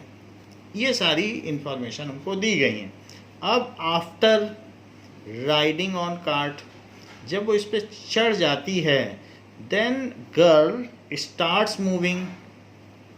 सो वो अब इस पर क्या करेगी, देन शी स्टार्ट्स मूविंग, वो अपने को इस पर बैलेंस कर लेगी और चलने लगेगी। सो ये इस तरीके से वो बैलेंस कर रही है, and she moves along the cart in forward direction. तो उसकी क्या स्पीड होगी, वो चीज़ हमें निकालनी है। अब दोनों एक साथ जुड़ गए हैं तो v लिखो सिर्फ फाइनल वेलोसिटी, क्योंकि अभी अटैच हो गए ना। गर्ल जिस तरह से कार्ट चलेगी उस तरीके से ये चलेगी। और अब इन दोनों का टोटल मास क्या हो गया भाई, वो उस पर चढ़ गई तो टोटल मास क्या हो गया, मास हो गया 40 तो गर्ल का मास है और 3 kg किसका मास है, कार्ट का है, तो टोटल मास हो गया 43 kg। ये है बिफोर राइडिंग और ये है आफ्टर राइडिंग। तो आप ऐसा लिख लें, before riding and this is after riding. तो कोलिजन हो, राइडिंग हो, ये सारी एक ही चीज़ें हैं। या फायरिंग, पहले वाले में फायरिंग था, वो भी एक ही चीज़ है। तो इस चीज़ को आप लिखेंगे इनिशियल मोमेंटम और इस चीज़ को लिखेंगे फाइनल मोमेंटम, और फिर इन दोनों को इक्वेट भी कर देंगे ऐसे, p I is equal to P f. ऐसा क्यों करेंगे, by law of conservation of momentum, संवेग संरक्षण के सिद्धांत से। अब देखो p I is equal to P F, ये हमने लिख दिया। तो ये इनिशियल मोमेंटम इधर का और पी एफ फाइनल मोमेंटम इधर का। तो इसमें भी इंडिविजुअल का प्रोडक्ट करो, इस गर्ल का मास इंटू इसकी वेलोसिटी, कार्ट का मास इसकी वेलोसिटी। अब चूंकि दोनों एक दूसरे में सम्मिलित हो गए हैं, they are now attached with each other, तो total mass and final velocity. तो यहाँ लिखिए mass of girl into initial velocity. एक बार सिंबल भी लिखना है, उसके मार्क्स हैं, ये नहीं कि सीधा वैल्यू डाल दें। यू जी, आई में यू यू लगेगा, and mass of cart and U C, और उधर क्या लिखोगे, टोटल मास और टोटल वेलोसिटी। वहाँ वी भी लगेगा, अटैच हो गए तो टोटल मास लिख रहे हैं। जरा देखिए, मास ऑफ गर्ल 40 kg है और आ रही थी वो 5 की स्पीड से। मास ऑफ कार्ट 3 kg है और शुरुआत में वो स्टेशनरी था। टोटल मास 43 किलो हो गया है, क्योंकि 3 kg इसका 40 kg इसका, वेलोसिटी का पता नहीं। तो अब देखें, नाउ इट इज 200 प्लस 0, तो 0 को क्यों लिखना, इट इज इक्वल्स टू, अब क्या होगा 43v, तो ये 43v हो गया। तो v कितना हो गया 200/43, ये हो गया। सो हमने p i equal to P f किया है, वैसे पहले भी किया था। तो अब मैं ऐसा करता हूँ 43 से 200 में डिवाइड करूँ, तो 4 से जाएगा तो 4 5 या 20 तो नहीं जा पाएगा, 4 4 या 16 तो 4 बार जाएगा, 4 3 या 12 एंड 4 4 या 16 तो 17। अब यहाँ कितना बच गया, तो 28 बच गया, फिर 0 लगा दो, डेसिमल लगा दो, तो 6 टाइम्स जाएगा। 6 3 जा 18 और 6 4 जा 24, तो ये 25 हो गया।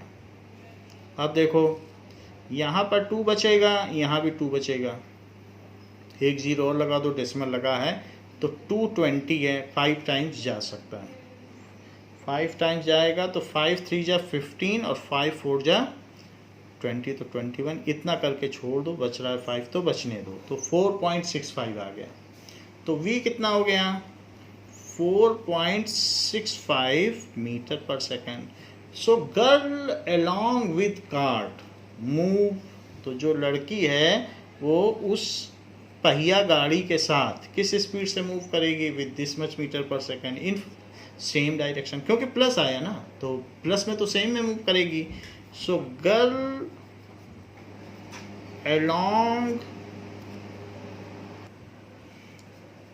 along with cart moves in same direction, जहां आ रही थी उसी में चलेगी, moves in same। निगेटिव होता तब अपोजिट लिखते हैं, जैसे हमने गन के केस में लिखा था कि पिस्टल रिक्वायर्ड किया, अभी पिछले एग्जाम्पल में, उसमें पीछे हुई निगेटिव हो तो उल्टा हो गया डायरेक्शन, और नहीं तो सेम है। In same direction with 4.65 metre पर सेकेंड, ये चीज़ है। तो हमने देखा कि दोनों एग्जाम्पल्स में बिल्कुल उसी तरीके से काम हो रहा है. Now we will see one more example. Example number 9.8. Now example 9.8 क्या कहता है? टू हॉकी पर्सनल, इस तरीके से. तो two hockey players of opposite team while trying to hit a hockey ball on the ground collide. जैसे ये देखो, दोनों एक दूसरे से इंटेंगल हो गए हैं. हॉकी को मारते समय एक दूसरे से भिड़ गए, और भिड़ जाने के बाद ये दोनों भिड़ गए और फिर भिड़ के एक तरफ भागने लगे. भागने क्या लगे, वो गिर गए, समझो इस स्पीड से आगे उधर की ओर वो गए. तो टक्कर के बाद अब एक भारी व्यक्ति होगा, एक हल्का होगा, तो उनका इंटेंगल होने के बाद वो ऐसा उलझ गए कि अलग ही नहीं हो पा रहे हैं. तो दोनों उलझ के फिर एक तरफ भागने लगे. जैसे वो गर्ल कार्ट पे चढ़ी थी अभी, तो समझो ऐसे ही वो उलझ गए हैं और अब वो आगे भाग रहे हैं. तो कहा जा रहा है कि वो किस स्पीड से किस तरफ भागेंगे टकराने के बाद. तो ज़रा देखें, टू हॉकी प्लेयर्स, इस हॉकी को हिट करने के दौरान दे इंटेंगल्ड. एक का मास 60 kg है और वो 5 मीटर पर सेकेंड से आ रहा है, while the other has a mass 55 kg and was moving towards the first player with 6 metre पर सेकेंड. तो एक का मास 60 kg और वो 5 मीटर पर सेकेंड से, दूसरे का मास 55 kg और वो आ रहा है 6 मीटर पर सेकेंड से. अब ये जो 6 है इसको माइनस में लेना पड़ेगा क्योंकि वो अपोजिट आ रहा है. तो जब अपोजिट वेलोसिटी आएगी तो खुद माइनस में आएगी, और अगर अपोजिट में कोई आ रहा है तो लेना भी माइनस में पड़ेगा. तो इस तरीके से जो आपका राइट का डायरेक्शन है उसे प्लस में लें, और जो लेफ्ट की ओर कोई चीज़ आ रही है तो उसे माइनस में लें. अब फिर वो इंटेंगल हो जाते हैं. तो ये पूछा जा रहा है कि in which direction and with velocity they move after when they become entangled. तो आपस में उलझने के बाद वे किस दिशा में, क्या वे फॉरवर्ड डायरेक्शन में गिरेंगे कि बैकवर्ड डायरेक्शन में गिरेंगे, ये चीज़ आपको पता करनी है. जबकि फॉरवर्ड डायरेक्शन को हम पॉजिटिव ले रहे हैं और बैकवर्ड डायरेक्शन को निगेटिव ले रहे हैं. नाउ इसमें भी वही कॉन्सेप्ट लगेगा जो अभी हमने लगाया. तो ये देखिए, टू हॉकी प्लेयर्स, तो दो हॉकी प्लेयर्स हॉकी को खेल रहे हैं. And now they are running towards each other. तो ये एक हॉकी प्लेयर है और दूसरा एक हॉकी प्लेयर है, तो वो दोनों खेल रहे हैं. Now after they are approaching towards each other. तो ये इधर आ रहा है and he is also holding the hockey. तो ये भी हॉकी को लिए हुए हैं and the other person is also holding hockey, इस तरीके से. And both are moving towards each other. तो अब ये देखें कि इसका मास कितना है. तो अब 2 प्लेयर्स हैं, तो आप इसे फर्स्ट प्लेयर मान लें और इसे सेकंड प्लेयर. 1 और 2 ही मान लें तो ठीक है. Mass of first player is equals to 60 kg. अच्छा, वो किस स्पीड से जा रहा है? u1 initial speed. जब कोलिजन से पहले की बात है तो इनिशियल स्पीड लिखो. It is equals to 5 metre पर सेकेंड. ऐसा मैंने 5 प्लस में क्यों लिया? क्योंकि राइट में था इसलिए प्लस लिया. ये उल्टा है. तो मास ऑफ 2 सेकेंड कितना है? ये 55 किलो का है. ये थोड़ा हल्का है लेकिन स्पीड इसकी ज़्यादा है. ये मोटा है, इसकी स्पीड कम है. तो अब देखो, मास तो ये हो गया और इसकी इनिशियल स्पीड क्या है? u2.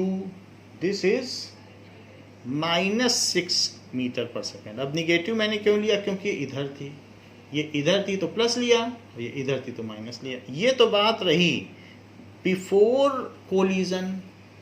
अब इसके बाद ये दोनों आपस में इंटेंगल हो गए और एक दूसरे के पैर इन दोनों के आपस में उलझ गए.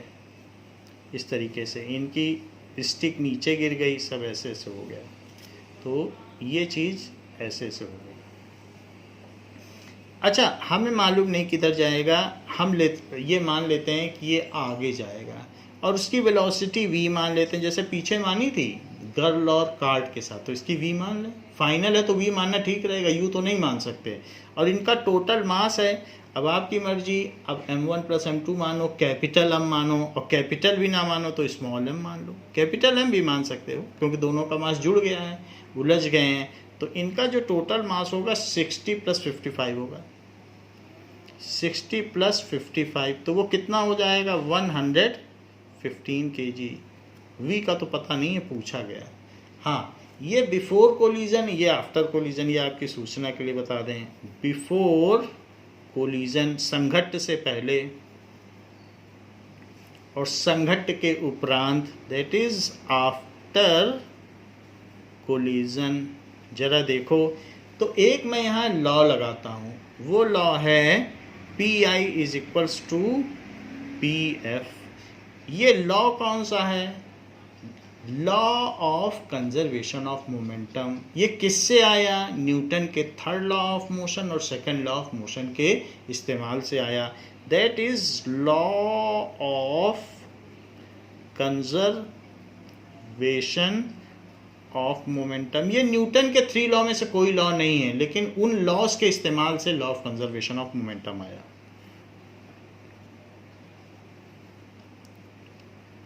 ये है, तो PI is equal to PF किया। PI क्या है बताओ? m1v1 प्लस m1u1, क्योंकि इनिशियल में u लगाना, m1u1 प्लस m2u2, और P फाइनल में क्या लिखोगे? कैपिटल M, दोनों का मास जुड़ गया, और V, तो V भी आप कुछ भी लिख सकते हो। स्मॉल v लिखना चाहो स्मॉल v, नहीं तो कैपिटल लिखना चाहो तो कैपिटल भी लिख सकते हो। तो ऐसा हो सकता है।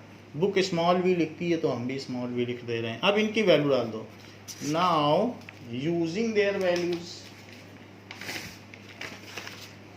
तो हर जगह आपको PI is equal to PF लिखना है, बस उसी में आपका काम बन जाएगा। और ये फुल मार्क्स का क्वेश्चन होगा, ये इम्पोर्टेंट क्वेश्चन होगा।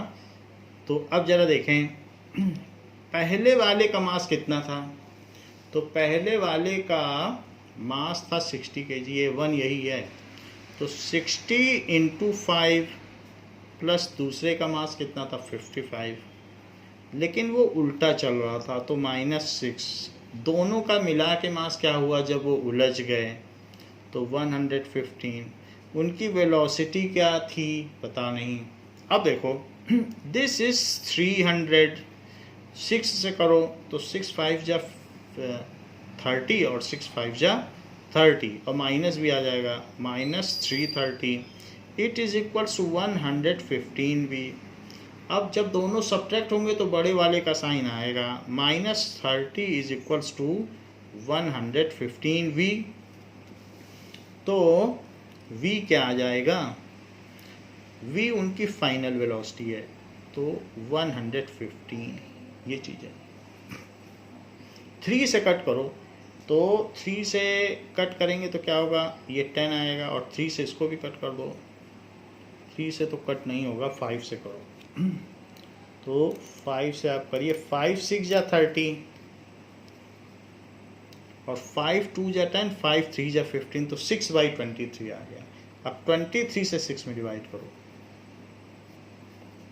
डेसिमल लगा के 0 बढ़ाओ, तो 23 2 जा 46, 14 बचा, 0 लगा दें, और 0 लगाने के बाद ये 6 टाइम्स जाएगा। 6 3 जा 18, और 6 2 जा 12, तो 13। अब 2 बच रहा है तो बचा रहने दीजिए, तो 0.26, सो -0.26 मीटर पर second.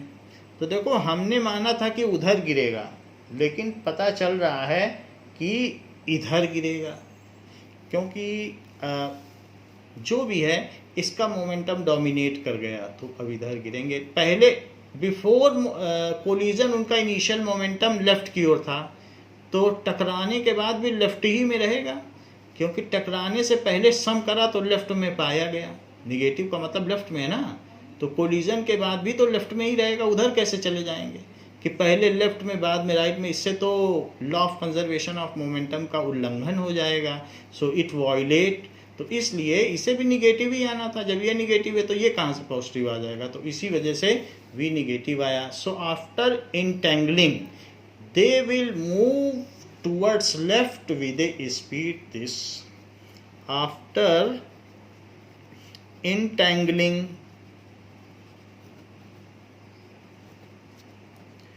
they will move towards left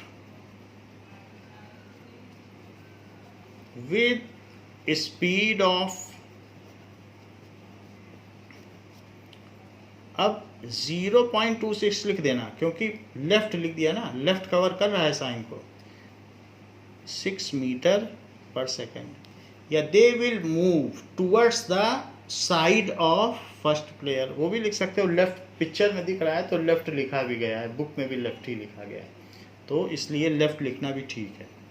यही आंसर है। ये कंक्लूडिंग स्टेटमेंट के साथ ही बात होनी चाहिए। और जहाँ तक v की बात है तो आप मान सकते हो let there final velocity is v। कुछ बच्चे ऐसा लिखना पसंद करते हैं तो शुरू में लिख लें कि नहीं तो फिर टीचर कहेगा ये v क्या है, तो ऐसे शुरू में आप लिख सकते हो let there final velocity is v, ऐसा भी कर सकते हैं। अब जरा देखें तो हमने 3 क्वेश्चंस देख लिए। 3 क्वेश्चंस में हमने एक चीज कॉमन पाई है कि सब में p I is equal to P f पाया जा रहा है। Now we will switch over to in text questions.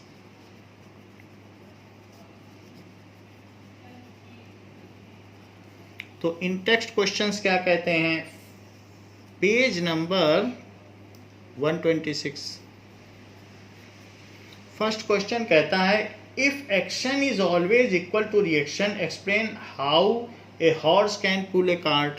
If action and reaction forces are equal, then explain how a horse can pull a cart.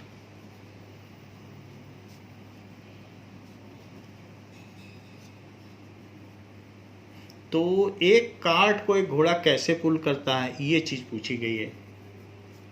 कि मान लीजिए एक cart है और उस कार्ट को एक हॉर्स खींच रहा है। So horse is pulling this cart. Now तो इसमें हॉर्स इसको जब पुल करेगा तो आपको ये बताना है कि वो किस तरीके से पुल करेगा। अगर ये action and reaction forces equal हैं, now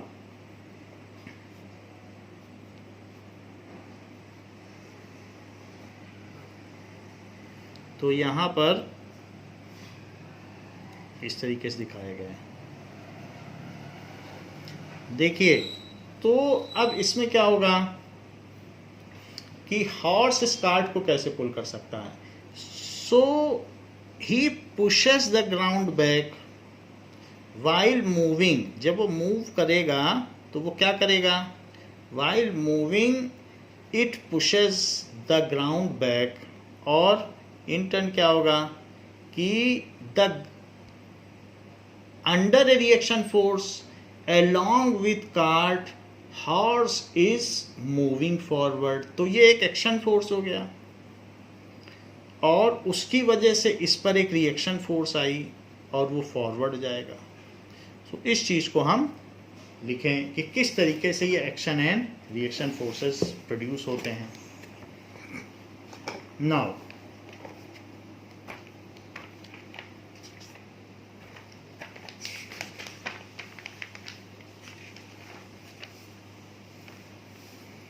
according to Newton's third law of motion,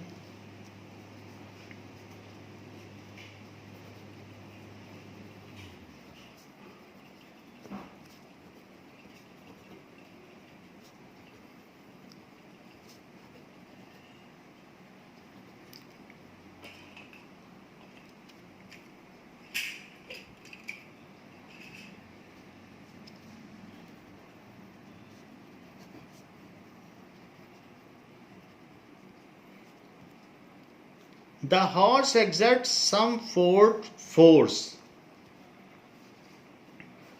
अब देखिए,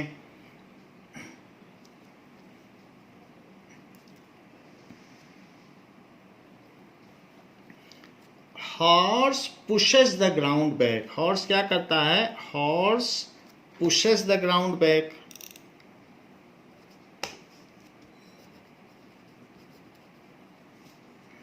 पुशेस, पुश करता है, तो pushes the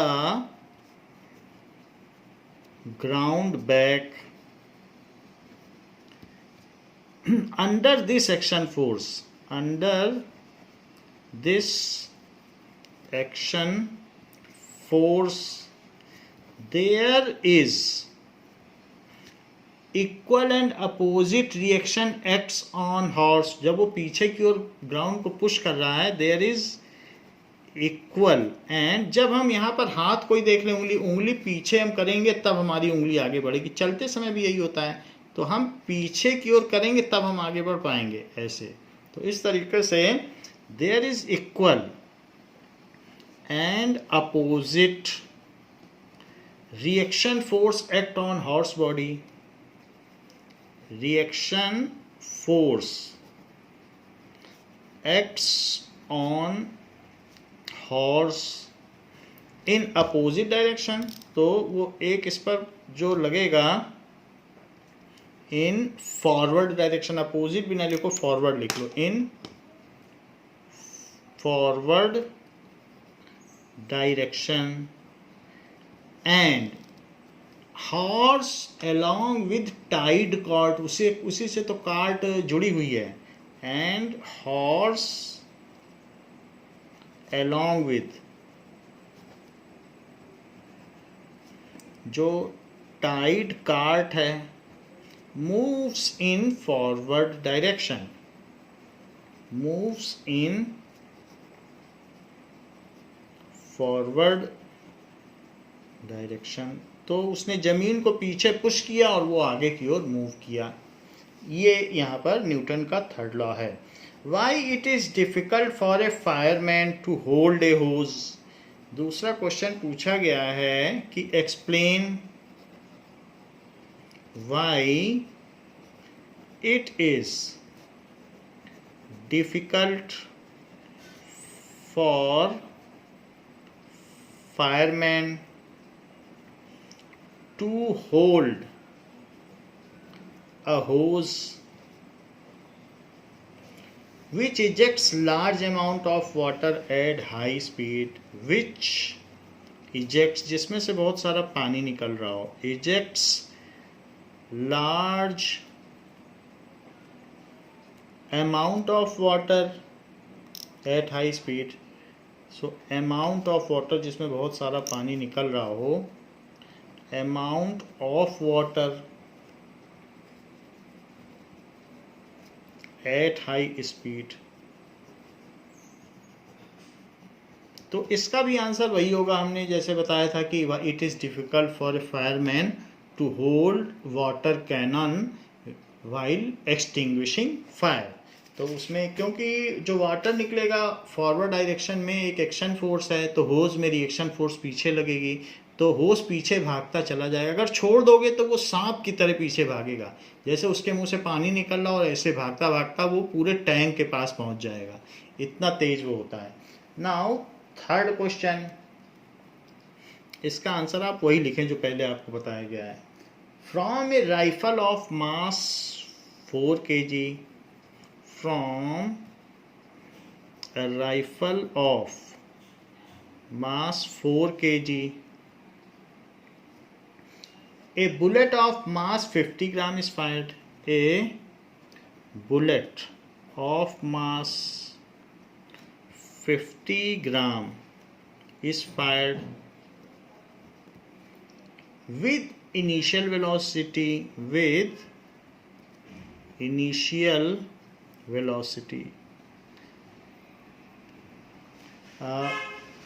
of 35 meter per second. 35 metre पर सेकेंड इस स्पीड से बुलेट आ रही है। Calculate the initial required velocity of rifle. अब आपको इसमें क्या पता करना है? Now initial required velocity of rifle, फिर से आपको राइफल की वेलोसिटी पता करनी है।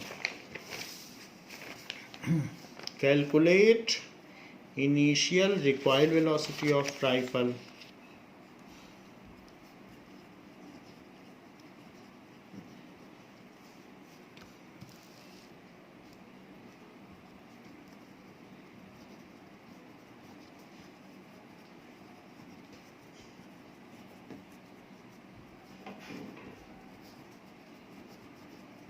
देखिए बिल्कुल उसी तरीके से है कि अगर राउंड फायर किया जा रहा है सो हम जानते हैं कि P I is equals to P f. तो पी आई इनिशियल क्या होता है? मास ऑफ राइफल है। सो मास ऑफ राइफल, यहाँ सब यू यू लिखो, और प्लस मास ऑफ बुलेट तो यू ऑफ बुलेट, और उधर मास ऑफ राइफल तो v of rifle plus mass of bullet into v of bullet. वहाँ वी लिखो क्योंकि फाइनल वेलोसिटी है। अब देखिए मास ऑफ राइफल कितना है? 4 kg का है, और शुरू में तो दोनों रेस्ट पर हैं। जब तक बुलेट फायर नहीं होगी तो राइफल भी रेस्ट पे है, बुलेट भी रेस्ट पे है, कुछ चलेगा थोड़ी ना। तो और अब मास ऑफ बुलेट कितना है? 50 ग्राम। तो आप कहीं पे बदल लें कि mass of bullet is equals to 50 gram is 1000 से डिवाइड कर दो। 1000 से डिवाइड करोगे तो 0.05 kg आ जाएगा। ये चीज़ आप कर लो। तो क्योंकि kg में आपको लिखना पड़ेगा तो 0.05 यू भी, और वो भी ज़ीरो ही है क्योंकि जब बिफोर फायरिंग है ना, ये बिफोर फायरिंग कोई स्पीड थोड़ी ना होती। अब जब फायर हो गया, ये before collision after collision, before firing after firing. ऐसे जैसे लड़की कार्ड पे चढ़ रही थी तो बिफोर राइडिंग आफ्टर राइडिंग, ऐसे अलग अलग चीज़ें हैं। तो मास 4 kg। अब उसकी रिकॉइल वेलोसिटी तो हमें राइफल की नहीं पता है, अभी आफ्टर फायरिंग है, तो अब इसमें से बुलेट भी आगे गई। तो 0.05 देखो उसका मास है, सेम मास। अच्छा लेकिन ये गई कितने से? 35 से आगे, तो बुलेट अब पीछे जाए, ये राइफल पीछे जाएगी। तो शुरुआती मोमेंटम तो राइफल हो चाहे पिस्टल हो चाहे गन हो, सबके केस में जीरो रहता है। देखो फिर यहाँ जीरो आ गया, न बुलेट मूव करेगी न गन मूव करेगी। बुलेट मूव करेगी तो गन भी पीछे मूव करेगी, तो it is zero. 4 into zero, this is zero. अब उधर देखो 4 VR 35 5 जा कितना होता है? सो 35 4 जा 140, 175 हुआ। सो इट इज़ 1.75। 2 डिजिट पहले डेसिमल लगा दिया, और अब इसको इधर ले आओ तो -1.75, और it is equal to 4 VR। तो VR को क्या करें? 4 को इधर ले आए, 1.75/4। 4 से डिवाइड करो, तो जब 4 से डिवाइड करोगे, देखो एक बड़ी चीज़ यहाँ गड़बड़ी कर दी है, that is law of conservation of momentum नहीं लिखा। कंजर्वेशन ऑफ मोमेंटम,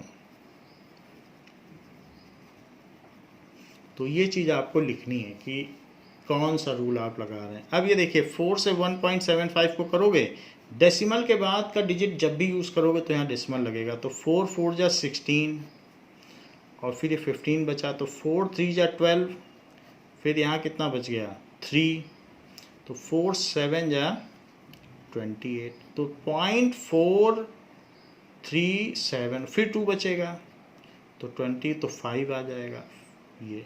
तो 0.4375 ऐसा हो गया।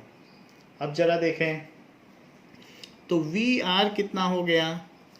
-0.4375 मीटर पर second. So rifle will require, R का मतलब rifle, rifle will require, require बोल दिया, इसका मतलब ये कि पीछे जाएगी, विद स्पीड ऑफ 0.4375 मीटर पर सेकंड, इस स्पीड से जाएगी। ये चीज़ रफ वर्क है, इसको आप चाहें तो अलग कर सकते हैं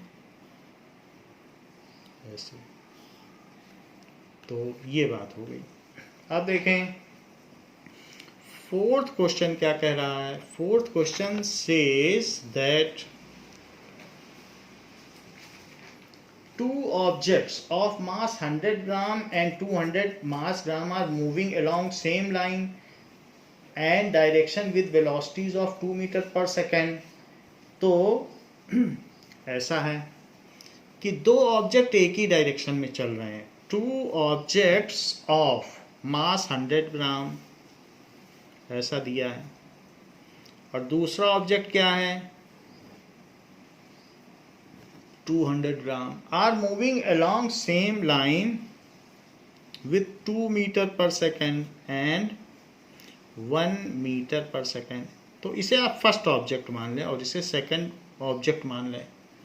आफ्टर कोलिजन, तो इनका कोलिजन भी दिखा दें कि ये दोनों कोलाइड कर गए हैं, जिसमें कि पहला 100 ग्राम का है और दूसरा 200 ग्राम का है, और इनमें इस तरीके से एक संघट्ट हुआ है. And after collision they move. हमको नहीं पता किधर किधर कौन कौन जाएगा, हम ऐसे दिखा रहे हैं, फिर जो भी स्पीड निगेटिव आ जाएगी तो उल्टा कर देंगे. तो ये कहा गया है फर्स्ट ऑब्जेक्ट तो 1.67 मीटर पर सेकंड से चलने लगता है. अब वो कह रहा है 1.67 का मतलब है कि सीधे ही चल रहा है, निगेटिव नहीं बोल रहा है. 67 मीटर पर सेकंड, ये फर्स्ट ऑब्जेक्ट है 100 ग्राम का. 100 ग्राम में 1000 से डिवाइड करोगे तो 0.1 kg हो जाएगा. और ये 200 ग्राम का है, तो कह रहा है जो सेकंड ऑब्जेक्ट है उसकी क्या स्पीड होगी, इस बात की गणना करें. तो कह रहा है v2 का पता लगाओ, बाकी तो उसने दे दिया. तो ये चीज़ जो दी गई है इसे आप लिखें बिफोर कोलिजन, और इसको लिख लें आफ्टर कोलिजन. ये ड्यूरिंग कोलिजन है. अब देखिए कि mass of first object is 100 ग्राम, तो इसको बदलना पड़ेगा, ये भी शो करना पड़ेगा. सो 100 ग्राम और मल्टीप्लाई कर दो 1 से. 1 का क्या मतलब है? 1 kg अपॉन 1000 ग्राम. ये दोनों इक्वल हैं, तो अगर सेम चीज़ डिवाइड की जाए तो 1 ही तो होता है. तो 1 से मल्टीप्लाई कर रहे हैं, 1 से मल्टीप्लाई करने में कोई गलत नहीं है. अगर यहाँ kg होता और kg काटना होता तो इसी चीज़ को पलट के लिख देते हैं और ग्राम में बदल जाता. अब ग्राम काटना है तो ग्राम नीचे लिखा है. kg होता और kg काटना होता और ग्राम में बदलना होता तो पलट के लिख देते. तो इसको इससे कट किया, 2 0 से कट किए, 1/10 आया, तो 0.1 kg के स्मॉलर है. m2 क्या है? 200 ग्राम. तो 200 ग्राम है, सो 200, वैसे सिंपली भी 1000 से डिवाइड कर सकते हो, ये चीज़ पसंद ना हो तो, लेकिन जब 1000 से डिवाइड करोगे तुरंत यहाँ kg लिखना. तो unit should be mentioned at both the places while interconversion of units. So ये 2 0 से कटे और 0.2 kg. तो जो मर्जी हो यूनिट फैक्टर मेथड लगाओ, वैसे वो भी लगा सकते हो. बट सबसे इम्पॉर्टेंट है कि PI is equals to PF, जो कि law of conservation of momentum है. तो इसे लगा लें. लेकिन PI क्या है? जब I हो तो UU लिखना. M1U1 plus M2U2 is M1V1 plus M2V2. तो यहाँ UU लिखा I में और ये VV लिखा. तो अब ये बताओ कि बुलेट कितने के, दो चीज़ें हैं, 100 ग्राम और 200 ग्राम की हैं. तो 100 ग्राम की चीज़ है, उसका मास है वो फर्स्ट वाली, तो 0.1 kg. किस स्पीड से आ रही थी? तो 2 मीटर पर सेकंड से आ रही थी. दूसरी 1 से आ रही है, तो दूसरे का मास 0.2. यहाँ से देख लीजिए किस स्पीड से आ रही थी, तो 1 से आ रही थी. ये तो टकराने से पहले है, टकरा गई. पहली वाली का मास 0.1, किस स्पीड से चली? तो 1.67 से चली. यहाँ देखिए, तो पहली इससे चली तो दूसरी का कितना मास? 0.2. तो वो किससे चली वो पता नहीं. तो इसको मल्टीप्लाई करो तो 0.2, इसको मल्टीप्लाई करो तो 0.2, यहाँ मल्टीप्लाई करो तो 0.167, क्योंकि 3 डिजिट पहले डेसिमल आ जाए, और 0.2 V2. तो 0.2 क्या होता है? 0.2 0.4 हो जाएगा. और ये अब इसको इधर ले आओ, -0.167, तो उधर क्या बचेगा 0.2 v2, इसको सब्ट्रैक्ट करो तो 0.400 और 0.167, ऐसा करने से यहाँ 3 बचेगा, यहाँ 3 बचेगा और 3 में से 1 गया तो 2 बचेगा, तो 0.223233, सो 0.233 बचा, और उसमें भी जो भी बचा उसमें 0.2 से डिवाइड कर दो तो 0.2 लिख लीजिए और वहाँ पर लिखिए v2।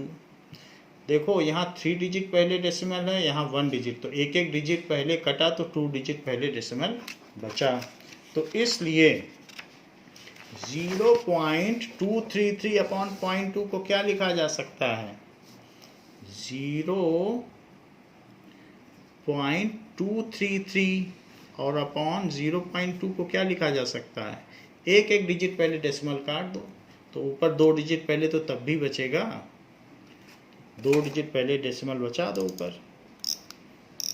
तो कैसे बचेगा 2.33/2, 3 डिजिट पहले था उधर चला गया, 1 डिजिट इधर आप ले आओ, तो इस तरीके से इसको भी एक उधर खिसकाया, इसको भी एक उधर खिसकाया, ऐसा कर लिया। अब देखें, अब 2 से कट करो तो 2 से 2.33 को डिवाइड करो, 2 1 जा 2, डेसिमल के बाद का डिजिट उतारो तो यहाँ डेसिमल लगाओ, 2 1 जा 2, 1 और 3, तो 2 6 जा 12, फिर 1 बच गया तो 5, तो it is 1.165, it is equals to v2।